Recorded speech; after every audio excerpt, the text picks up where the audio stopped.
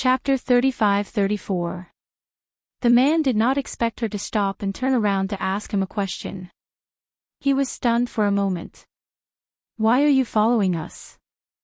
Fengjiu asked again. At this moment, the man regained his senses. He looked at her and his gaze fell on her hand. "You know ancient medicine. Moreover, the Madam Ling that everyone is talking about today should be you, right?" Hearing this, Fengjiu raised her eyebrows. This was not a question, but an affirmation. "But, ancient medicine?"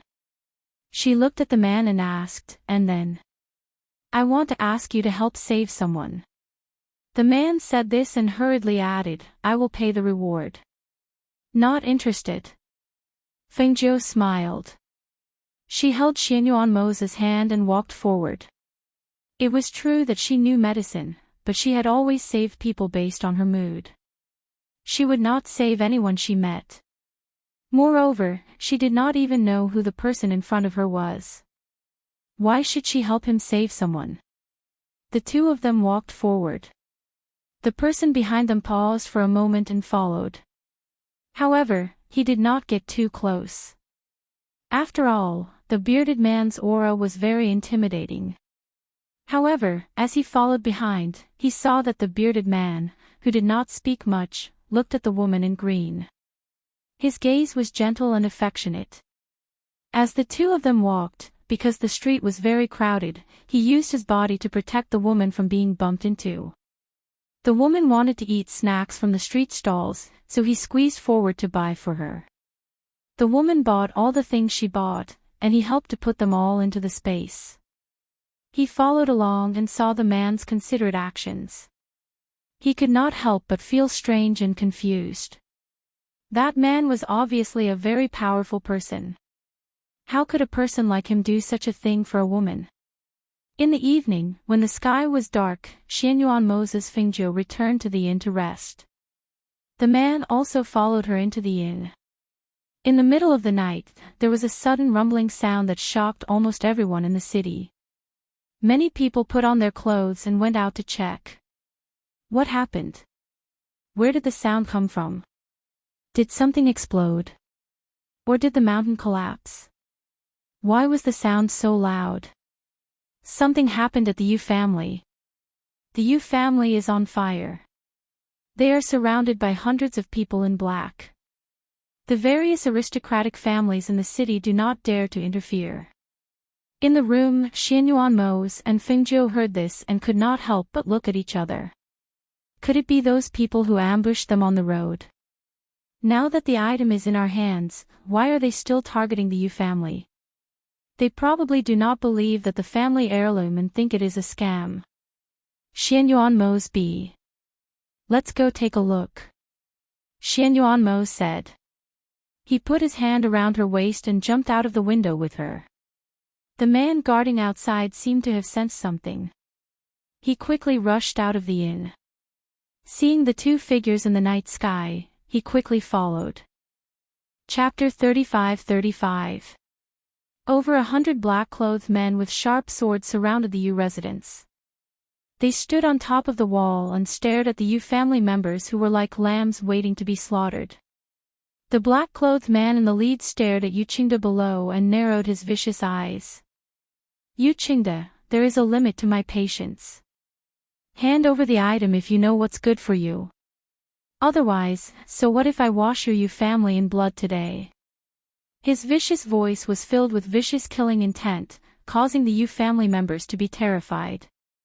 The people who were hiding and watching also felt their hearts tremble. How did the Yu family offend such a murderous god? What was the Yu family's heirloom? How could it cause these people to be so aggressive? Yu Qingde clenched his fists tightly and glared at the black-clothed man above. He raised his voice and said, I already said that I gave that item to someone else as a thank you gift. It's not in the hands of my Yu family members. Ha, who would believe your nonsense? The Yin-Yang 8 trigrams mirror is a treasure passed down from your ancestors for 3 generations. How could you give it away so easily? Even if you want to lie, you should find a more believable one. The black-clothed man sneered, obviously not believing his words. Elder Yang, who had rushed over after hearing the news, saw the Yu family surrounded by over 100 black-clothed men.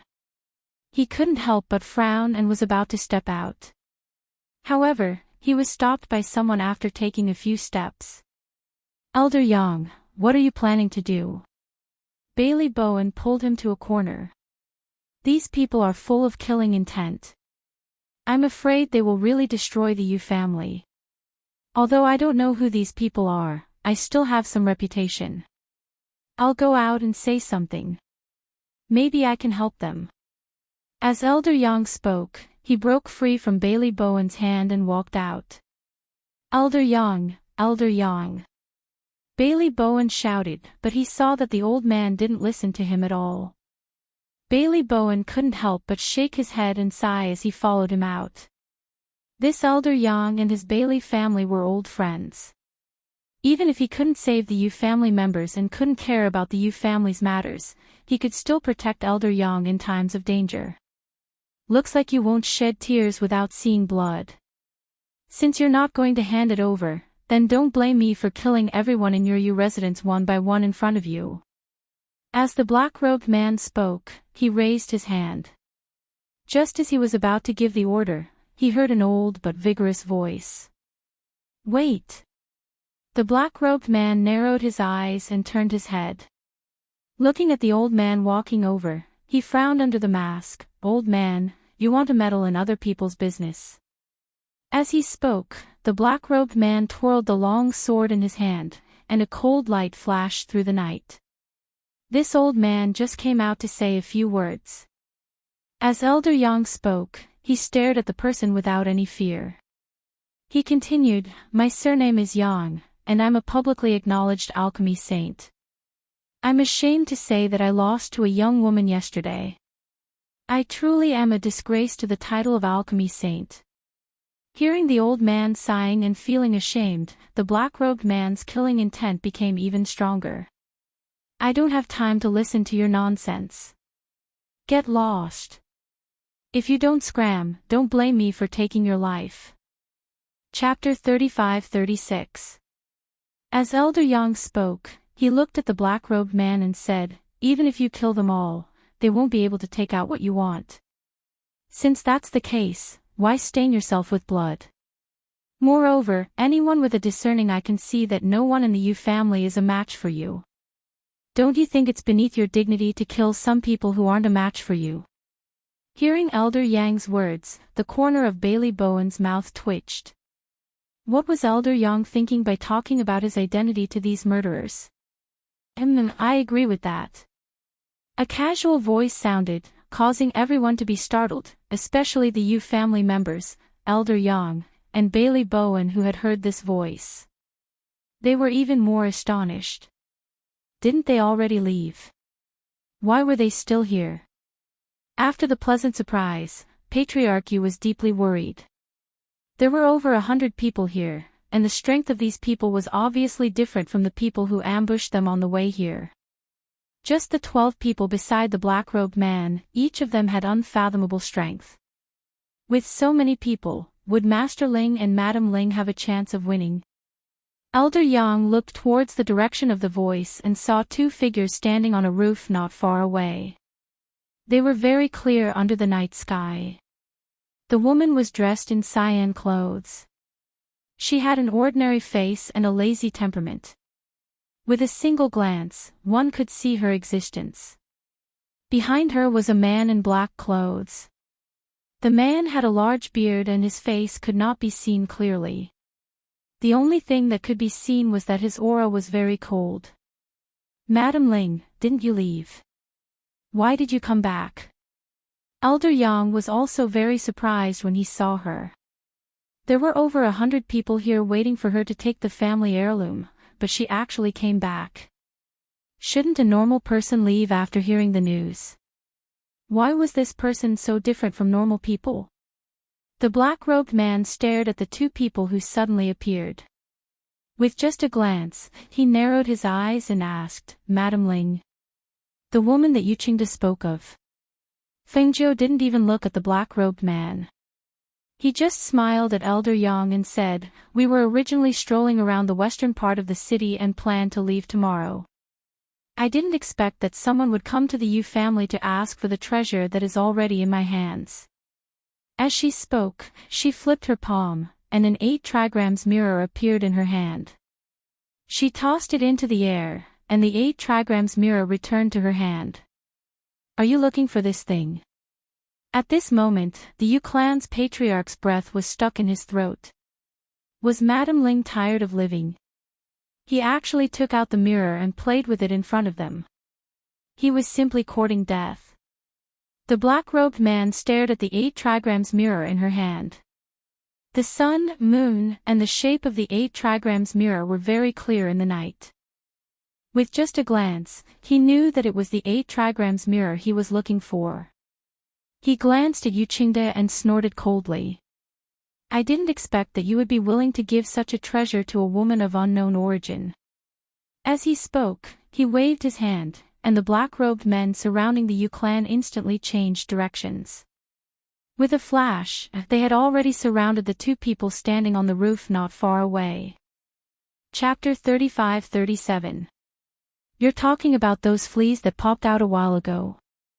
Fengjiu looked at the 8 trigrams mirror. He really didn't know what this thing was for. Fleas.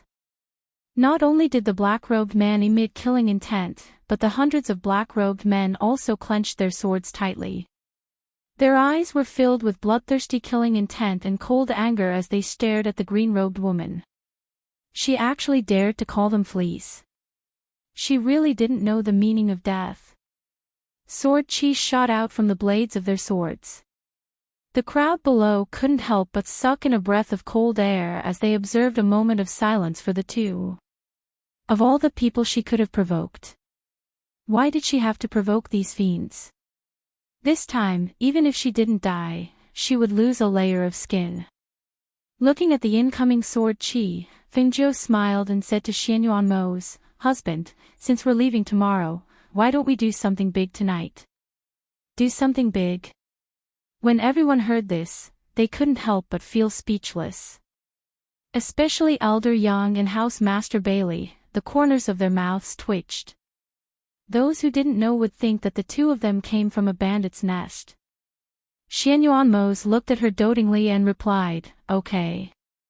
As soon as his voice fell, his figure had already swept out. With a turn of his body, a powerful aura swept out, and those black-clothed men who were holding swords and wanted to kill people, fell down one by one before they could even draw their swords. The thick smell of blood permeated the air.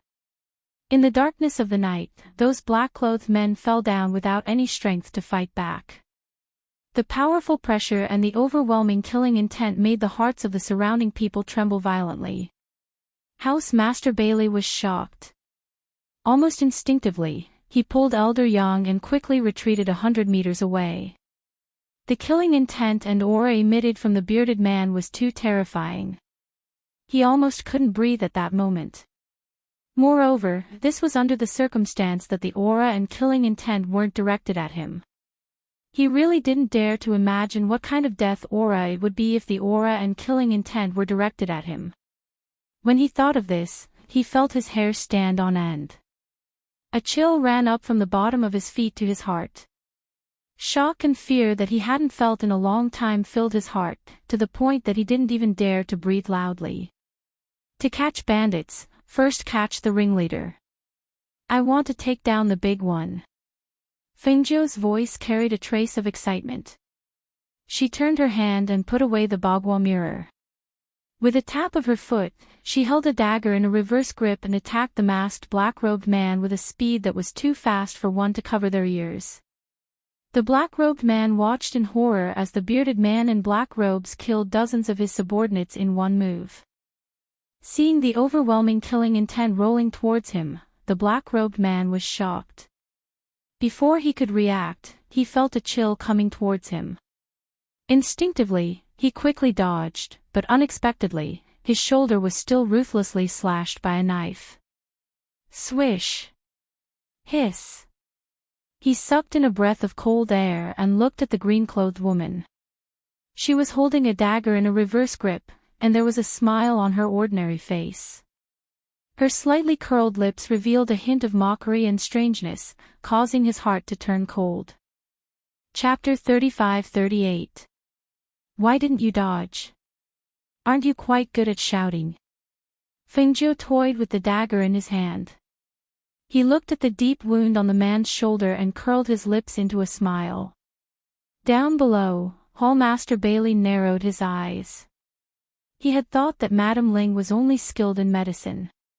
He did not expect her speed to be so incredible as well.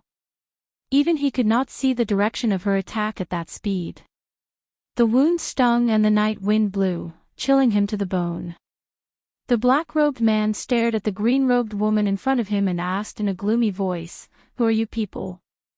Since when was there such a strong cultivator in this place?" He didn't even know how strong this person was. "What does it matter who I am? The thing you want is in my hands, isn't it? Didn't you say that you wanted to kill me? I'm waiting for you to try and see if you have the ability to hurt me." As Fengjiu spoke, his figure moved and the green-robed figure swept out again. The sharp dagger slashed through the night sky and flashed with a cold light. "Ah!" Another blood-curdling scream was heard. This scream caused the hearts of the black-robed men who were still alive in Xianyuanmo's hands to tremble. They looked in the direction of the sound and felt a chill on their necks. In the next moment, their eyes widened and they fell to the ground. Xianyuanmo glanced at the bodies on the ground in disgust. His deep black eyes looked at the remaining 12 black-robed men. These 12 people were more powerful than the rest. Hence, when he had taken the lives of the black-robed men, they had nimbly avoided the disaster. However, none of them would be able to leave this place alive tonight. When the 12 men saw that the bearded man had his eyes on them, they could not help but shiver. They immediately retreated towards their master. However, as soon as they turned around, the bearded man caught up to them. "Master! Let's go!" One of them shouted, not daring to continue fighting. Because this wasn't a battle between the two sides at all. Instead, one side was reaping lives like an Azura. The masked man's shoulder was pierced by Fengjiu, and he felt all the strength in his body disappear. He couldn't help but fall to the ground from midair.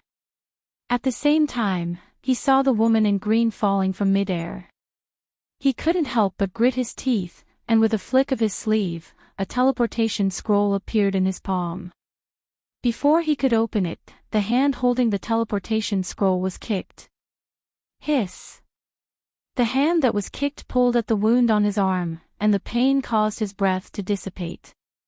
However, before he could stand up, a kick came at his face, and the mask on his face was kicked away.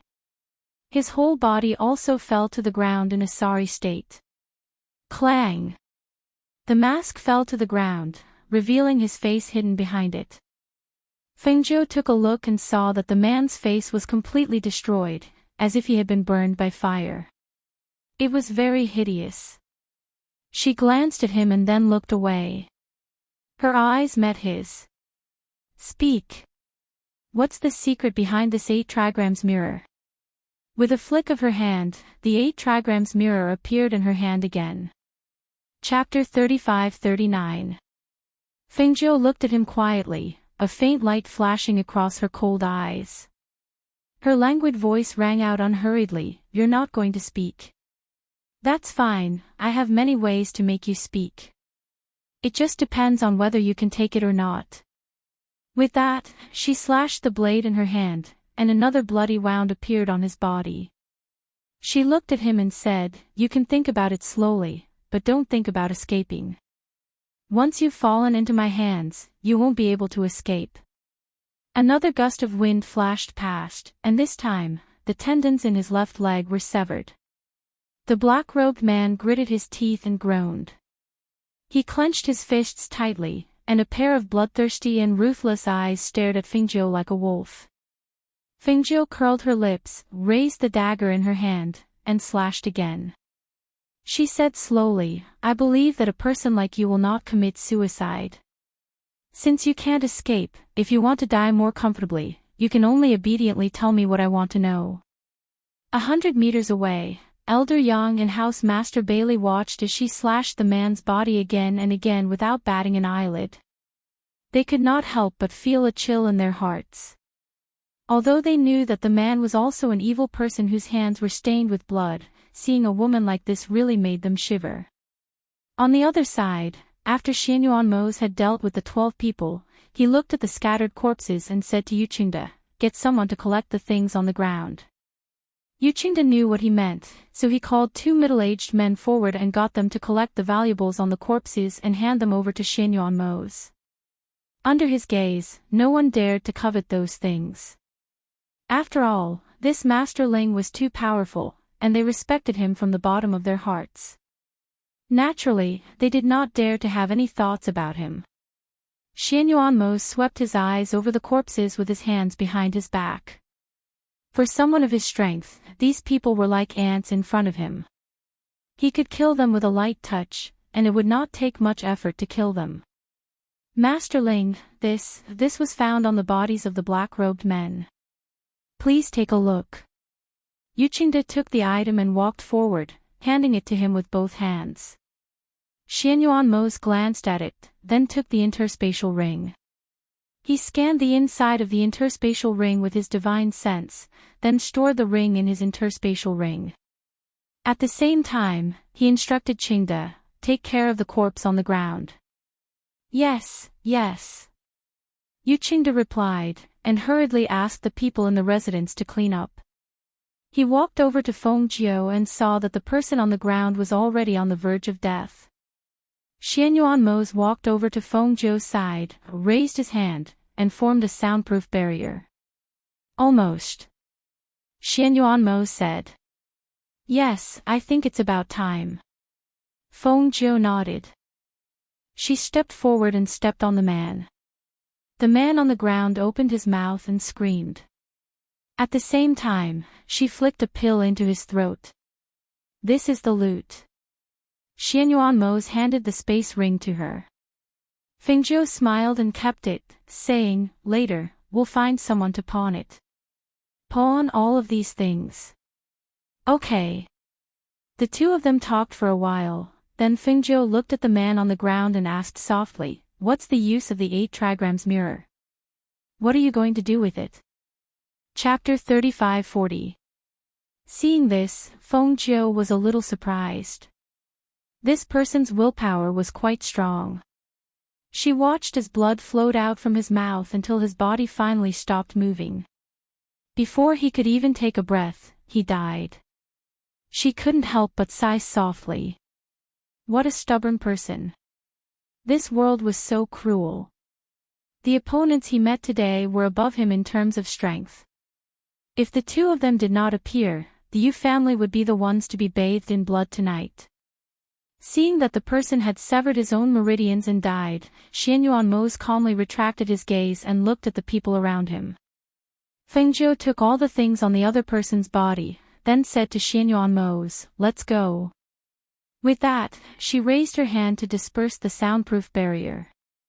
Holding Xianyuan hand, she raised her qi and headed into the night. "Wait!" Elder Yang recovered his senses and hurriedly shouted. However, he saw the two figures quickly disappear into the night. No one knew where they went. Yuqingda looked in the direction they left in, his heart filled with gratitude.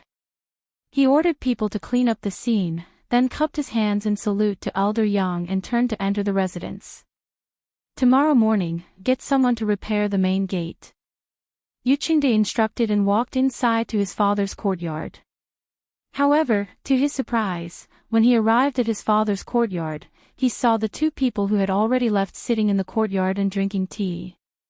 "Ling, Master Ling, Madam Ling, why are you?" He thought they had left, but did not expect them to come back. "We want to talk to your father," Fengjiu said. At first, they thought it was something like a Dharma artifact. However, seeing that the person was unwilling to give up until his death, it was obviously not that simple. Now that the person was dead, and they had no clue about the 8 trigrams mirror. They could only see if there were any useful clues from Elder Yu's mouth. Hearing their words, Yu Qingde understood what they meant, so he nodded. All right. However, although my father is awake, his body has been weak for a long time. After waking up, he has been sleeping most of the time. Why don't the two of you rest here tonight and ask my father tomorrow morning? Otherwise, I'm worried that his body won't be able to take it. After all, what happened tonight? Seeing this, Xianyuanmo said, tomorrow then. However, the reason we came back here after leaving is because we don't want to be disturbed. Yes, I know. I'll pass it on, he said hurriedly. Thus, the two of them stayed here for another night, while the members of the Yu clan were busy. After all, the incident tonight had destroyed half of the Yu clan's main gate, so it was impossible for the people in the residence to rest. And at the back door of the Yu clan, there was a figure standing guard. When the Yu clan's guards discovered this, they reported it to the Yu clan head. The Yu clan head didn't have time to rest and went to the back door to take a look. Who are you? What are you doing here? Yu Qingde looked at the man and asked. I'm waiting for Madame Ling and the others, the man said. Hearing this, Yu Qingde was slightly startled and sized him up. They've already left. Why are you still guarding here? I saw them go in, the man said. Hearing this, Yu Qingde smiled and didn't say anything else. He just turned around and walked inside. Seeing this, the man hesitated, then said, Yu clan head, please wait. Chapter 35-41. I wanted to ask for medical treatment, but Madame Ling refused to do it. So I want to ask, how did your father get Madame Ling to agree to save his life? He had also mentioned a reward, but obviously, they didn't value it. Hearing this, Yu Gude was startled and said, I don't know either. But Madame Ling is a sentimental person. If you want to seek medical treatment, why don't you appeal to her emotions? According to his observation and the way she looked at people, Madame Ling was a sentimental person. Otherwise, she would not have rushed back after knowing that the Yu family was in trouble. The Yu family was fortunate to have met people like this couple.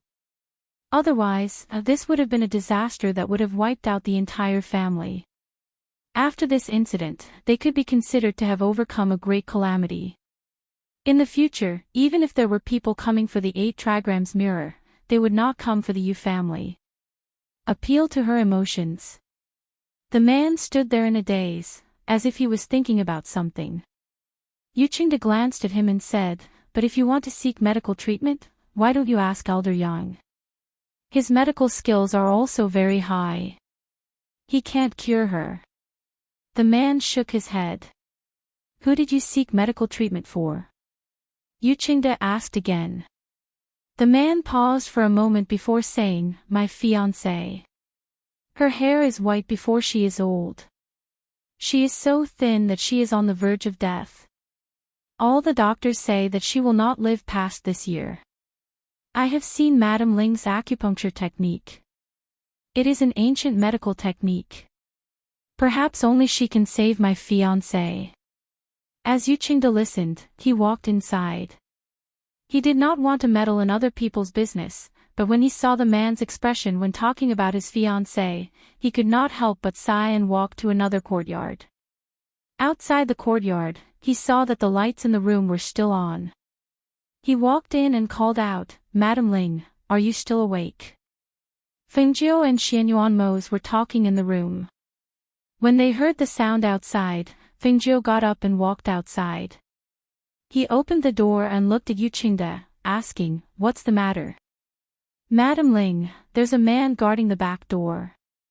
He said that he followed you here. He said that he's here to seek medical treatment for his fiancée. He said that his fiancée's hair is white and she won't live past this year. He wants to ask for your help. Hearing this, Fengjiu leaned against the door and chuckled, Patriarch Yu is so kind. Yu Qingde smiled awkwardly and said, I'm just helping him pass on a few words. As for what Madame Ling will do, I dare not say anything to stop her. However, I know that Madame Ling is a righteous person. Otherwise, she would not have come back tonight to save my Yu family from danger. Madame Ling and Master Ling's great kindness, my Yu family will never dare to forget. All right. Feng Jiu waved his hand and said, go and call that person in. Hearing this, Yu Qingde smiled and said, yes. Then he turned and walked out. Yu Qingde personally went outside and gave him a few more reminders before leading the astonished man to the backyard. Xianyuan Mose came to Feng Jiu's side and asked, are you planning to treat her? Let's see. I'm more curious as to why this person would seek medical treatment for his fiancée. She smiled and held his hand, saying, go and sleep first. You don't have to wait for me. No, I'll accompany you. Xianyuan Mose said and went to sit in the middle of the courtyard. Seeing this, Feng Jiu smiled helplessly and went to sit beside him, saying, why don't we have the kitchen prepare a few dishes to go with the wine? Chapter 35-42. After Yu Qingde brought him in, he didn't stay behind and left the courtyard. The man looked at the two people inside and walked in. Song Yiping greets Master Ling and Madame Ling. He cupped his hands and bowed, not daring to be impudent. After all, not only did he personally witness the ruthlessness of the two people when they killed, but he was also personally knocked down the stairs by Master Ling's aura. Tell me. Who are you helping to treat? Where is this person?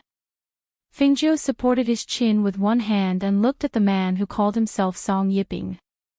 My fiancée, Yi Ling. She contracted a strange illness in October last year and her hair turned white overnight. She seems to have lost her soul and doesn't eat or drink. Every night, she wanders around and comes back in the morning. Her body is getting thinner day by day and she's lying on the bed on the verge of death. As he spoke, he knelt down in front of the two of them. I know that the medical skills of the ancient doctors are superb. Madame Ling, please help me. Even if you want my life, I won't frown. As he spoke, a servant girl brought in wine and dishes and placed them on the table. Xianyuan Mose poured the wine and drank it. He picked up a mouthful of food and didn't pay much attention to Song Yiping's words. He left everything to Feng Jiu to handle. Whether she saved her or not, he would support her. Hearing his words, Feng Jiu's hand that was supporting his chin moved slightly. His clear eyes flashed as he asked, where is she? The Yi family is a hidden family, so Yi Ling is currently in the Yi family's Qianling mountain. As he spoke, he anxiously added, I have a transportation array connected to the Yi family. As long as Madame Ling agrees, it won't take half an incense's time even if we use the transportation array from here. Tomorrow. I'll go with you tomorrow. Feng Jiu glanced at him. After I take a look, if I could treat her, the remuneration won't be cheap. As long as you can save her, Madame Ling can ask for anything. Hearing this, Feng Jiu chuckled. You're really willing. Didn't you say that her hair has turned white? Why? You don't mind. Aw, Ling and I grew up together. Looks aren't something I'm interested in. Song Yiping said. I didn't expect you to be such a sentimental person. Alright, get up. See you tomorrow at the back of the mountain. As Feng Jiu spoke, he waved his hand, indicating for him to leave. Yes, thank you, Master Ling, Madame Ling. He stood up, cupped his fists and thanked them. Only then did he leave excitedly. The night was dark and the two of them were not sleepy. They sat in the courtyard and chatted as they ate and drank.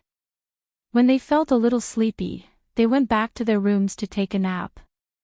The two of them slept until around 7 in the morning before getting up. After washing up, they went to Old Man Yu's courtyard. Patriarch Yu was already waiting there. Master Ling, Madame Ling, you're here. My father has woken up and wants to see you. Yu Qingde said with a smile as he stepped forward. The two nodded and entered the room with Yu Qingde. The old man sitting on the bed squinted his eyes. When he heard the sound of them entering, he opened his eyes and looked at them. "Father, this is Master Ling and Madam Ling. They saved your life and are you family's lives," Yu Qingde said from the side. Chapter 35-43.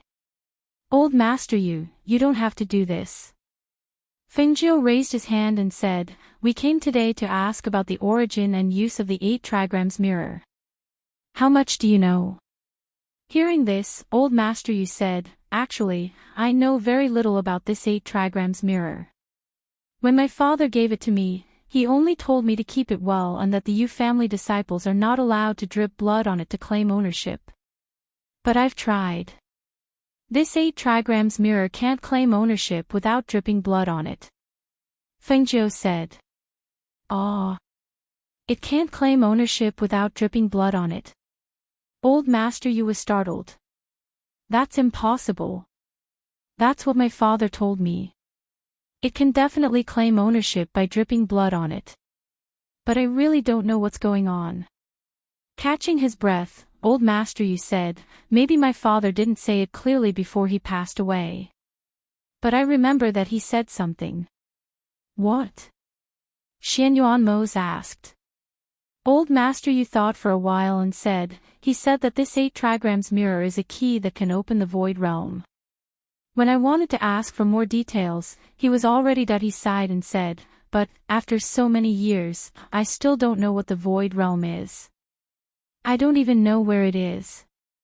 I didn't dare to let anyone know that I had this 8 trigrams mirror, so I kept it as a 8 trigrams mirror to ward off evil spirits. Until that time, when this 8 trigrams mirror resonated with the moonlight and reflected a dazzling light, people started to say that our Yu family had a treasure. And it was also from then on that things started to happen in our Yu family." The two of them listened in the room as he talked about what he knew. Actually, there wasn't much information that they could get. Not long after, the two of them bid farewell to them. Yu Qingde sent them out and said, "Master Ling, Madam Ling, if you have the chance to come again in the future, please come back to the Yu family as guests." Fengjiu smiled and said, "Okay." Yu Qingde sent them to the mountain behind the Yu residence. Seeing that the man called Song Yiping was already waiting there, he clasped his hands and said, "Take care." "Take care," Fengjiu returned the greeting and walked forward with Xianyuan Mose. Yu Qingde looked at them and saw the man take out a teleportation scroll. In the next moment, a ray of light flashed and the three of them disappeared into thin air. When Xianyuan Mose and Fengjiu stood still, they felt that the scenery in front of them had changed. From the back mountain of the Yu residence, they were now in a dense forest filled with towering trees. This is the periphery of Qianling Mountain. After passing through, we will enter the territory of the Yi clan. There are 8 hidden clans around Qianling Mountain. My clan, the Song clan, is also in the vicinity. Every hidden clan has their own territory on this piece of land. Unless it is necessary to move around, they generally won't cross the territories of other clans. Song Yiping introduced them as he led them forward. The Yi clan is proficient in formations and enchantments. There are also many formations and enchantments protecting their territory. However, I come here often and know how to avoid them. You just need to follow me. Chapter 35-44. There is no such thing as the head of the hidden families. Here, the hidden families do not offend each other and have their own strengths. There is rarely any conflict. Song Yiping said to them, "The array area is right in front." Hearing this, Xianyuan Mose and Fengjiu looked forward. With their cultivation, these arrays and whatnot were child's play in their eyes. There wasn't the slightest bit of difficulty. At the front, Song Yiping carefully led the way. However, after walking for a while and passing through 2 arrays, his brows furrowed even tighter. He muttered, "Strange, why did the arrays change?" Fengjiu glanced at the array, then held Xianyuan Mose's hand and walked forward. Song Yiping was startled for a moment. When he saw the two of them walk forward steadily and leisurely, easily avoiding the array, he immediately followed them. However, his pace wasn't slow, but he still saw that the distance between them was gradually increasing. He couldn't help but quicken his pace to catch up. Who dares to trespass into the Yi family's territory? A loud shout was heard. 4 men darted out from the shadows and blocked Xianyuanmo's and Fingzhou's path. They stared at the two of them fiercely. "It's me." Song Yiping walked up from behind. He wiped his sweat and looked at the couple. He followed behind and watched them walk leisurely. Who knew that he almost did not catch up with them after turning left and right? Seeing Song Yiping, one of them smiled. "Yiping. Why are you here? Why are you here? And these two are? This is Master Ling and this is Madam Ling." "I invited them to treat All Ling," Song Yiping said and asked, "How is All Ling recently? Is her body better? Can she eat?" Hearing this, the 4 men's faces changed. The smiles on their faces disappeared. They moved their lips, as if they did not know what to say and did not speak. Seeing this, Song Yiping's heart trembled and his face paled. Is she not well?" His voice trembled and his heart clenched. Seeing him like this, the older man sighed. "Ever since you left last time, Yi Ling's situation has worsened. She used to be able to walk and would go out at night. Later on, she could no longer walk and has been lying in bed. However, from then on, many people in the clan started to have problems. Every night, they would go out and their bodies became worse and worse." Speaking of him, he paused for a moment and continued, "This matter was suppressed by the clan, but for some reason, the other clans still found out about it. Moreover, it was said that strange things were happening one after another in the other clans. In the end, they blamed it on our Yi clan and demanded an explanation from us. The elders of the clan had no choice, so they discussed cremating Yi Ling. They said that she was restrained by evil spirits, and if she wasn't cremated, then strange things would probably happen in the clan." Hearing this, Song Yiping's hands were tightly clenched into fists. His body trembled and his eyes became bloodshot. He asked in a trembling voice, You burned her to death." He rushed forward and grabbed one of them by the collar, shaking him like a madman.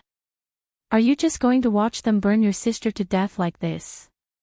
You just watched and didn't do anything. Why didn't you send me a message? Why?" Chapter 35-45.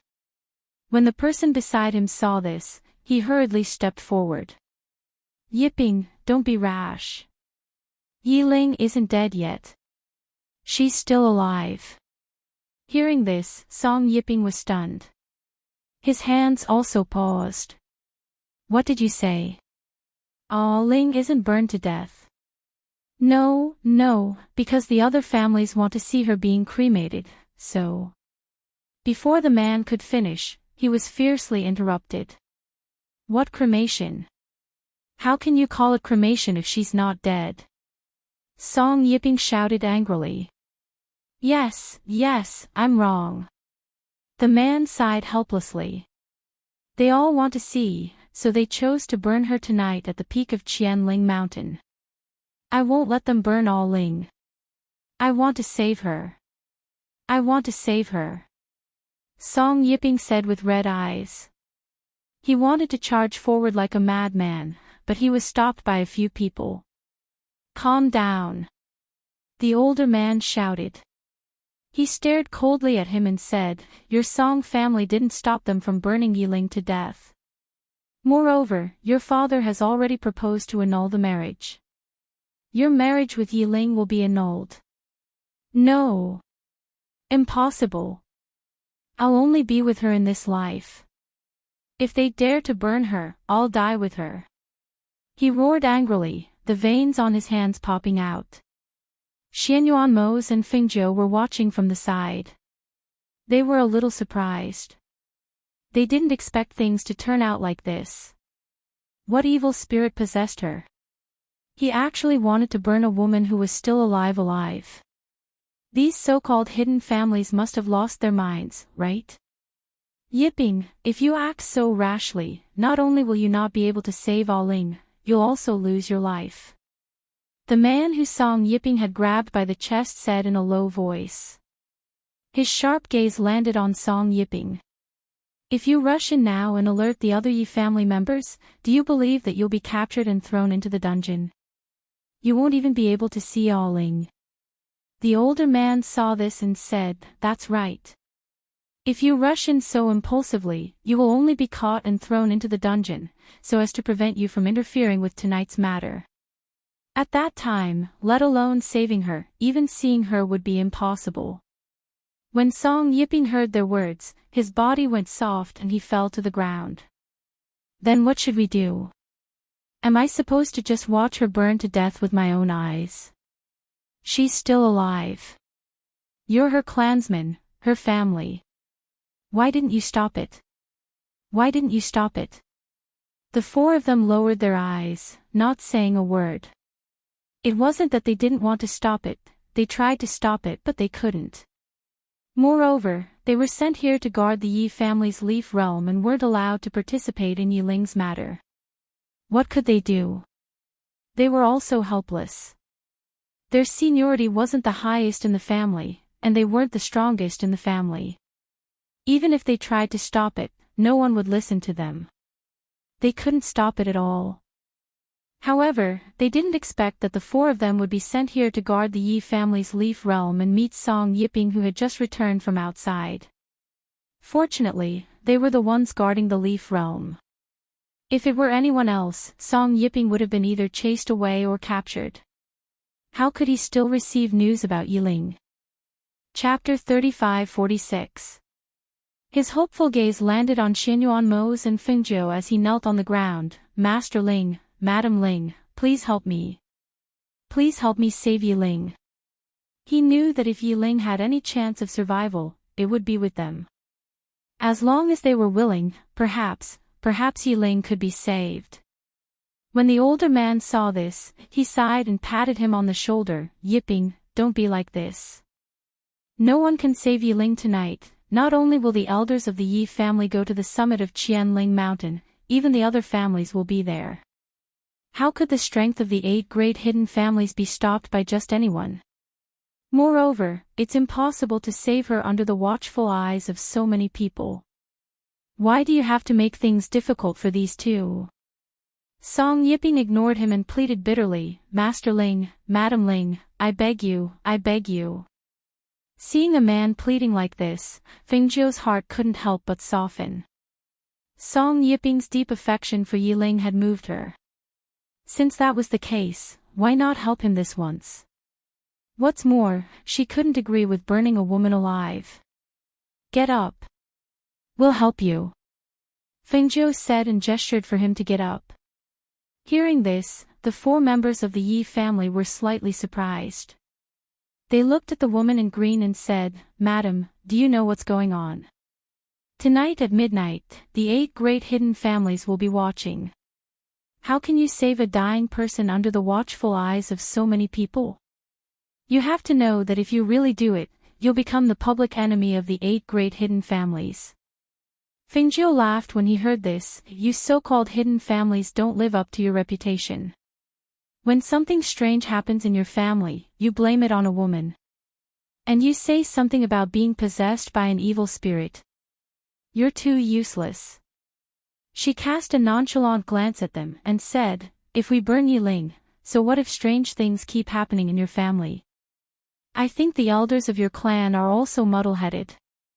Instead of finding the root of the problem, they pushed an innocent girl to her death. By doing this, aren't they afraid of being labeled as heartless and useless?"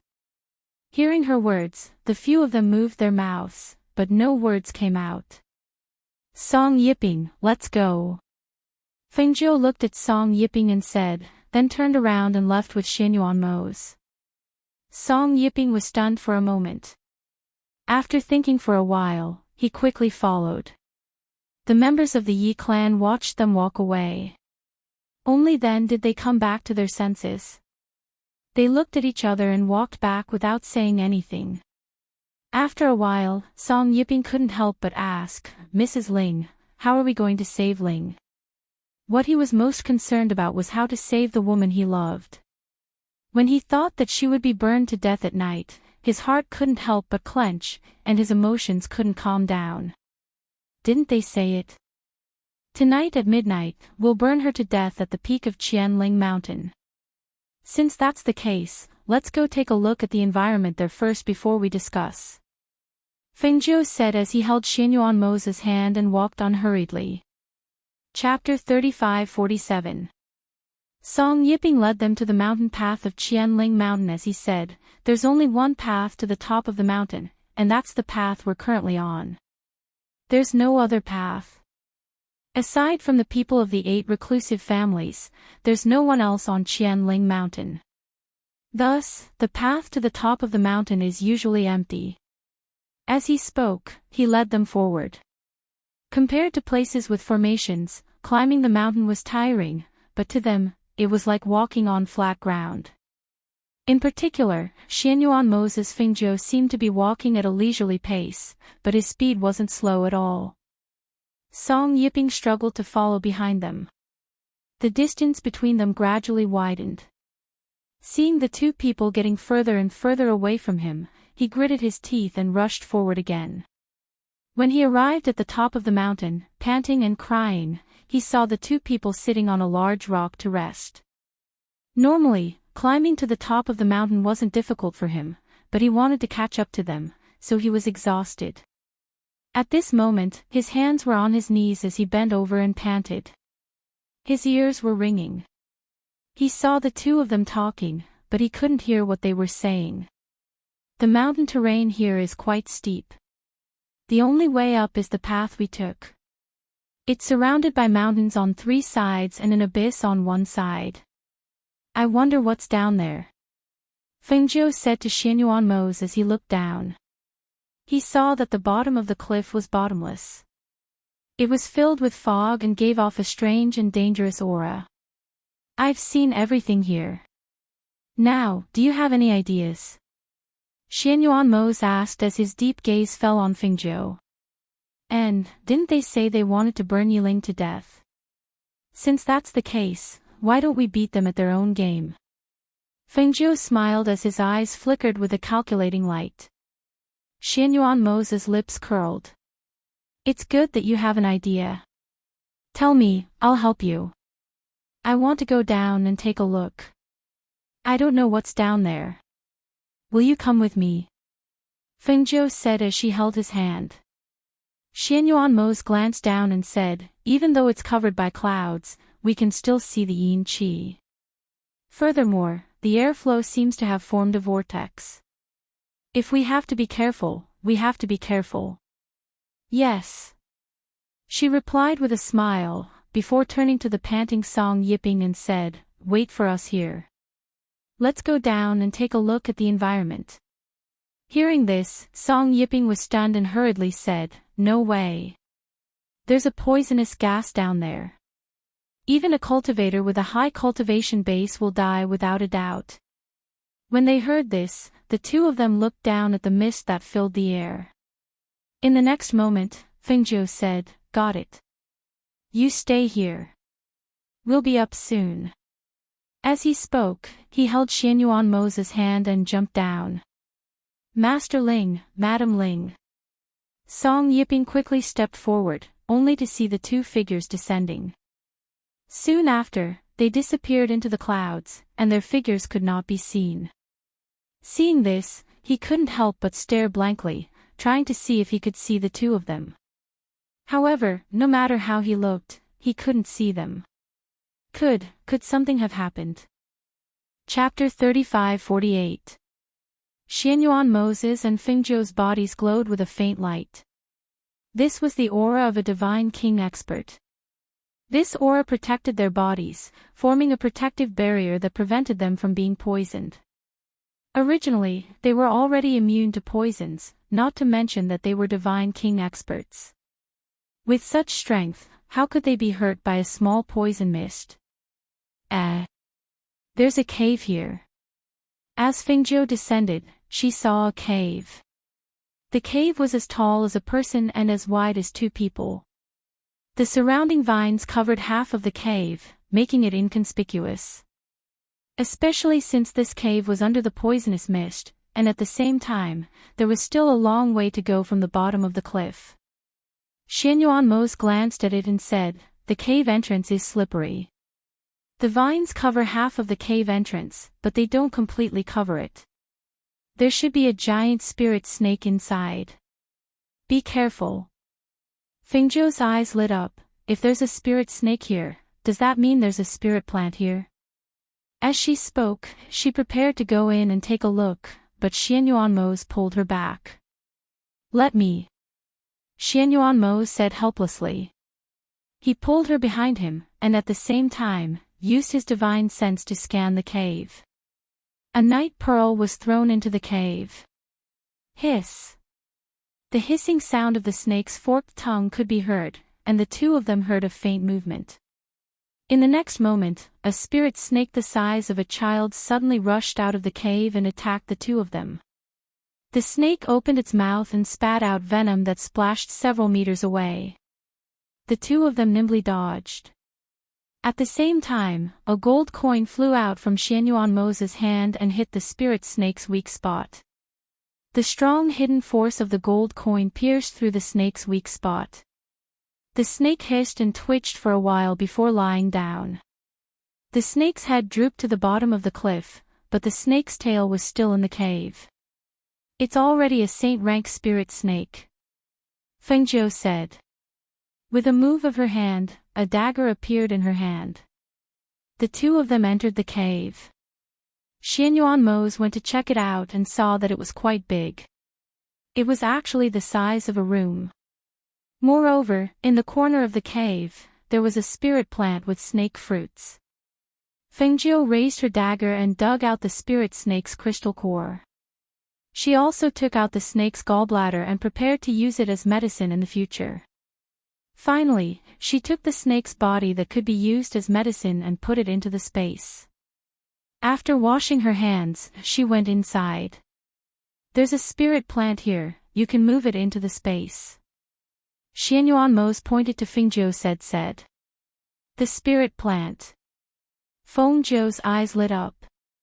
TSK, we're really lucky. It's actually a 1,000-year-old snake belly fruit. It looks like it's about to mature. While speaking, she carefully moved the spirit plant into the space. Only then did she look around the cave. Without the spirit snake and spirit plant, this cave is ordinary. It's not bad to use it as a place to rest, Xianyuanmos said. Using the night illumination pearl, they illuminated the cave.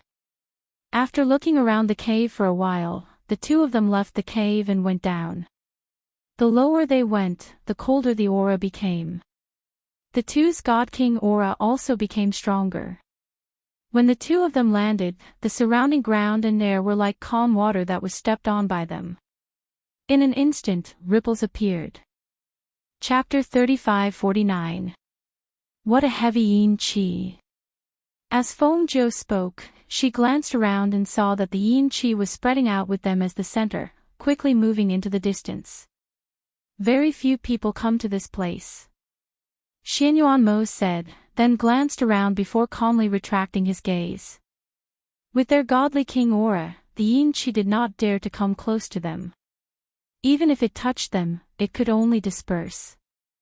Fengzhou retracted his divine sense after releasing it for a short distance. "Let's go up." "Emichim," Xianyuanmos replied, then led her up the stairs. Song Yiping, who was waiting at the top of the mountain, was anxiously pacing back and forth. He looked down from time to time. When he saw the two figures coming up, his eyes were filled with joy. "Master Ling, Madam Ling." Xianyuanmos and Fengzhou came up and sat down on a rock. Fengzhou said, "We found a cave below. Listen, we will do this tonight." Fengzhou told him about tonight's operation. He took out a pill from his space and handed it to him. "Eat it." Song Yiping swallowed the pill without a word. Then, Xianyuanmos brought him down. After passing through the poisonous fog, they arrived at the forest at the bottom. Fengjiu followed behind and said, "Prepare some food and branches before nightfall.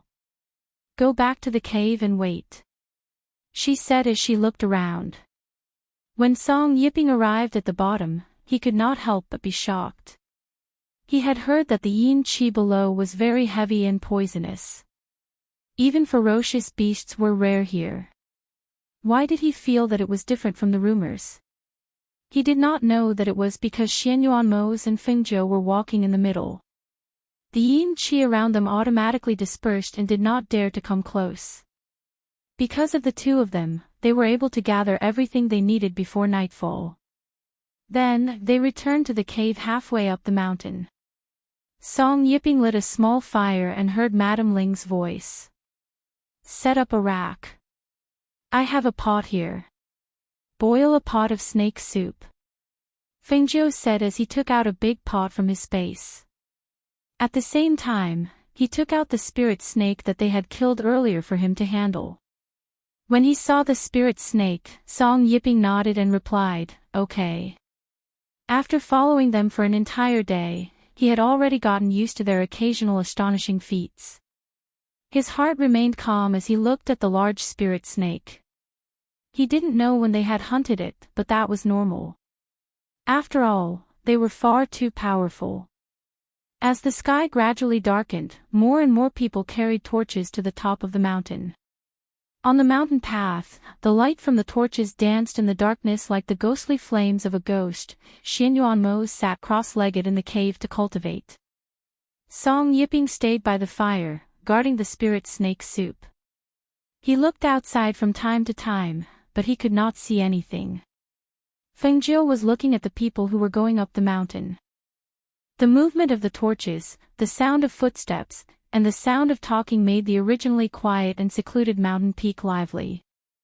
Chapter 35-50. When he saw the woman in white, Fengjiu frowned and his expression turned cold. It was a woman who was so thin that she looked like she would be blown away by a gust of wind. She was lying on the stretcher, and other than the thin dress she was wearing, there was nothing else on her.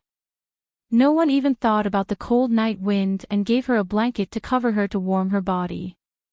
She lay motionlessly on the stretcher, her eyes were like a pool of stagnant water as she stared at the starry sky. Her silver-white hair was draped over the stretcher. White clothes, white dress, and white hair. In addition, she was so thin that it was impossible to see her original appearance. Only a horrifying visual sense remained. That's right, Yiling looked like an evil spirit in the middle of the night. She didn't have a trace of human aura. If a child saw her like this, they would probably be scared to tears. "Tie her up on the rack," an old man ordered.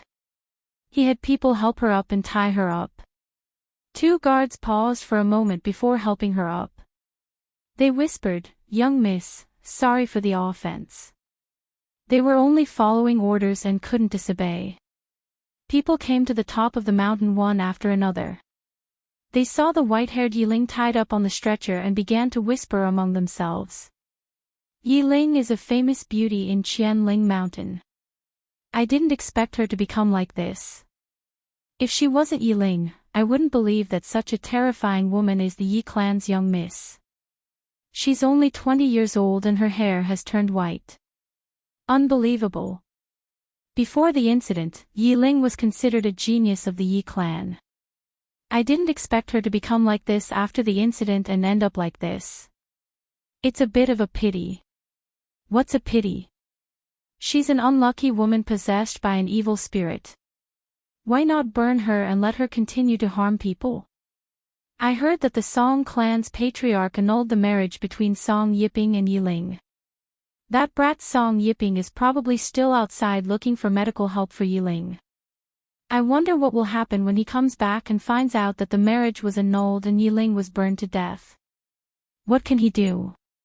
Even if he comes back now, he can't save Yiling tonight. People from the 8 clans are here. No one can save her. But the Yi clan's head is also ruthless. He was actually willing to burn his own daughter to death like this. You can't say that. If Yiling didn't have the protection of the Yi family's patriarch, how could she have survived until now? I eavesdropped on my father and the others, saying that patriarchy had also opposed it, but it was useless. The patriarchy was the one who had the final say. I heard that the patriarchy had also threatened that if patriarchy continued to oppose it, he would be stripped of his position as patriarch. The man lowered his voice and said, "Think about it. If he were to be stripped of his position as the family head, he wouldn't be able to save Yiling either. It said that those who tried to stop him were punished by the elders. Family head Yi didn't come tonight either. I heard that he was punished to reflect on his mistakes behind closed doors." Fingzhou, who was hiding in the shadows, heard the words of those people. She looked at Yiling and saw that she was already tied to the rack. A few guards piled branches around the rack and retreated. Chapter 35:51. Yiling looked at them quietly. Her gaze didn't waver at all, as if they weren't her clansmen. She didn't respond to their words. Seeing her like this, the old man's face darkened. He turned to look at the people from the other families 10 meters behind him and said, "Everyone, the people are already here. We'll light the fire when it's midnight." The eyes of the other families flashed, but no one spoke. When the Song family's patriarch saw this, he took a deep look at Yiling. Then he stepped forward and sighed, "Yiling, Yiping went out to look for a doctor for you and hasn't returned yet. Ever since your accident, he couldn't stay here any longer. He tried his best to cure you, but you should know your situation. If he could be cured, you wouldn't be in this state. I'm a father. I don't want my son to be ruined because of you. He didn't know about your marriage annulment, and he didn't know that you were going to be burned to death. If you want to blame someone, blame me." Tears welled up in Yiling's eyes when she heard Song Yiping's name. Her expression didn't change at all, but tears flowed down her cheeks uncontrollably. Many young men and women couldn't bear to see that teardrop, and they all turned their heads away. She was once one of the most dazzling women in the 8 great hidden clans, but now, she had become like this. Even though they weren't close to her, they still felt pity. As time passed, it was midnight. The patriarchs standing in front of their clans looked up at the bright moon above their heads. Their gazes landed on Yiling, who was dressed in white and had white hair. "It's midnight, light the fire." An elder of the Yi clan stood out and shouted. However, the guards of the Yi family hesitated. They looked at each other and lowered their heads at the same time. They did not move. They couldn't light the fire. Useless things. Seeing this, the elder snorted coldly. He snatched the torch from one of the guards and walked forward. "Tonight, this old man will personally light the fire." He stood in front of Yiling with the torch and said, "Yiling, this old man will send you off. You should be content." As he spoke, he threw the torch in his hand onto the bonfire. The tree branches that had already been covered in oil began to burn rapidly, making crackling sounds. At this moment, everyone looked at the woman tied to the frame and fell silent. They didn't say a word or make a sound. They just watched quietly. Burning a person alive was extremely cruel, but there was no other way. Who told her to be possessed by an evil spirit? They didn't do anything wrong. They just wanted to end this disaster caused by the evil spirit. Roar! Suddenly, a powerful beast roar rang out behind everyone. The powerful pressure caused everyone's hearts to tremble, and they all turned to look at the source of the sound. What's that sound? It's the sound of a fierce beast. No, this pressure, it should be a divine beast level beast. But why is there a divine beast level beast? What's going on? Chapter 35:52. At this moment, no one noticed that the small cluster of flames around her had formed a layer of protection that kept the flames outside her body at bay. By the time everyone turned around, they could already see that the flames had already ignited on Yiling's body. Through the flames, they could see that Yiling had already passed out from dizziness. The night wind was blowing, and the tree branches were crackling. Yiling's entire body was enshrouded in raging flames, and some people couldn't bear to look at her, while others were still distracted by the roar that had suddenly rung out, and they still hadn't recovered from the shock. Send someone to see why a mythological beast has appeared in this mountain, a family leader instructed, and 2 middle-aged men were sent to investigate. Hold on. The other family leaders stopped the 2 of them and said, all 8 of our families are here tonight.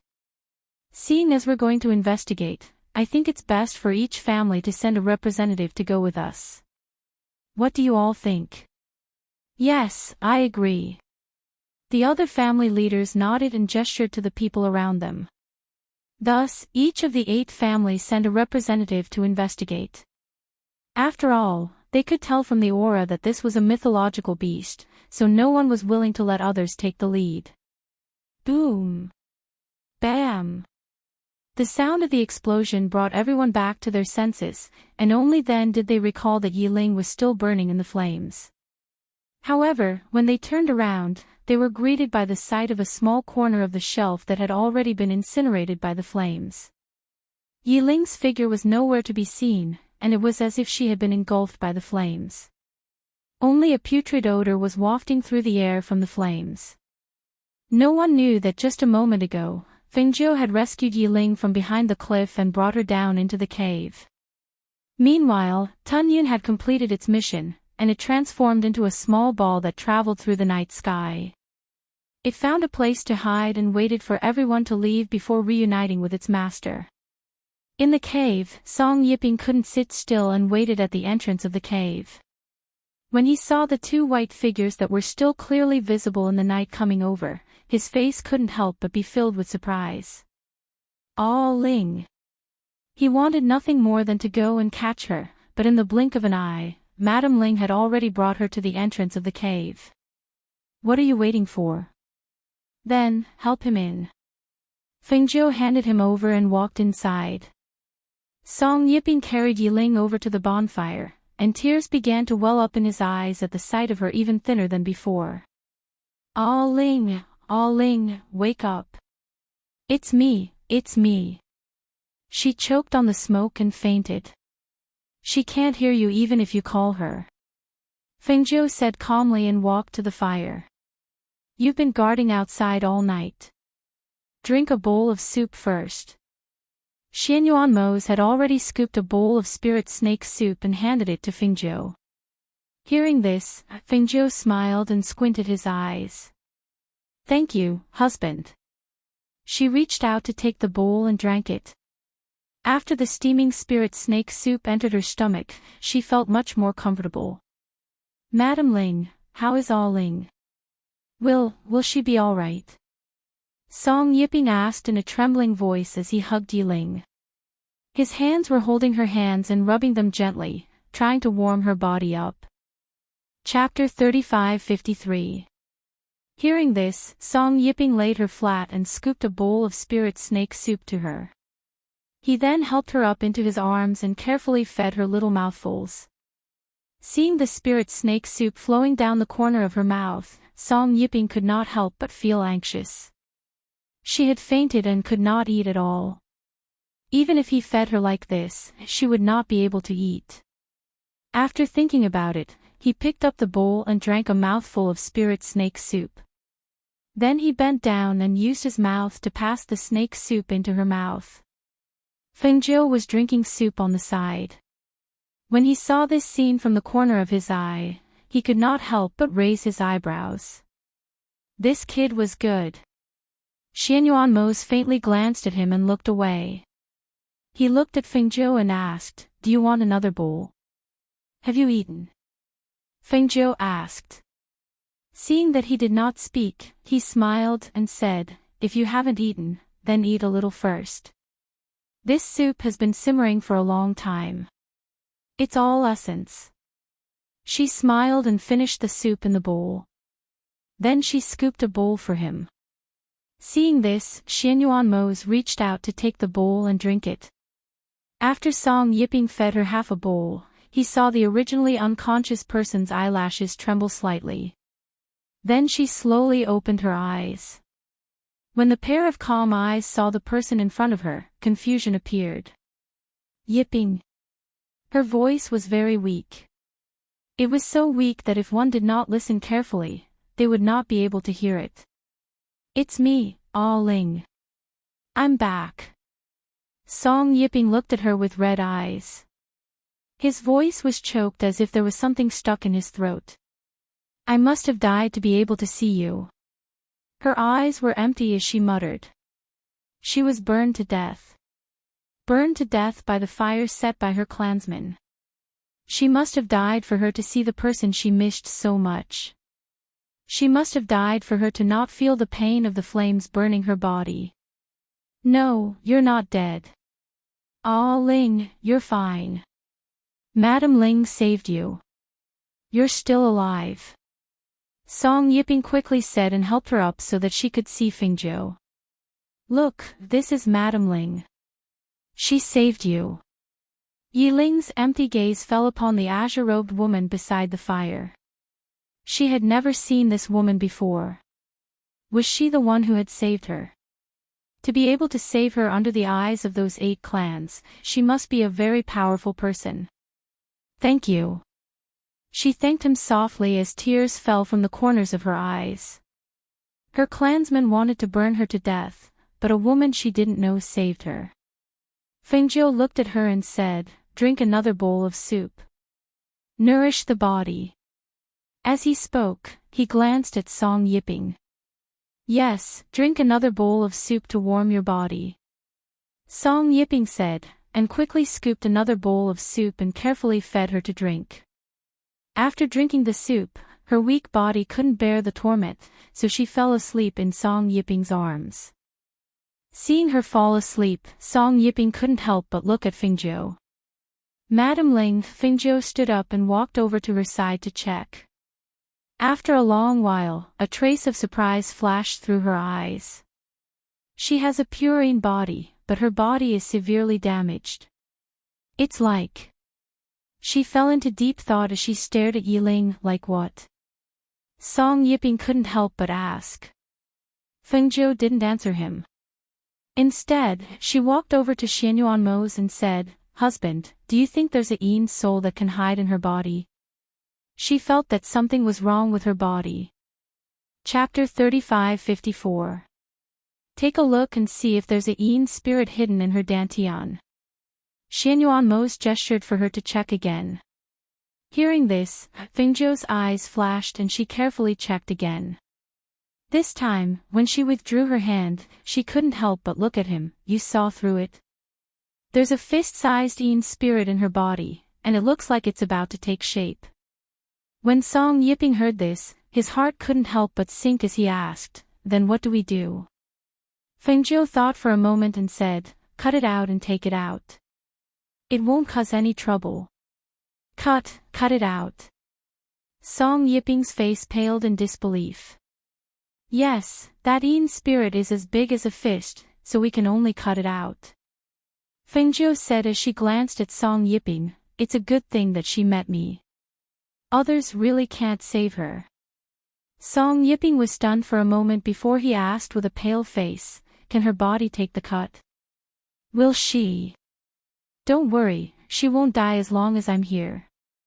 She waved her hand and said, put her to the side first and clean up a clean place. Cover the ground with clothes and don't let her body touch the ground. Then, prepare some water. Although Song Yipping was worried, he still prepared according to her instructions. After an unknown amount of time, when everything was ready, the sky outside was gradually turning bright.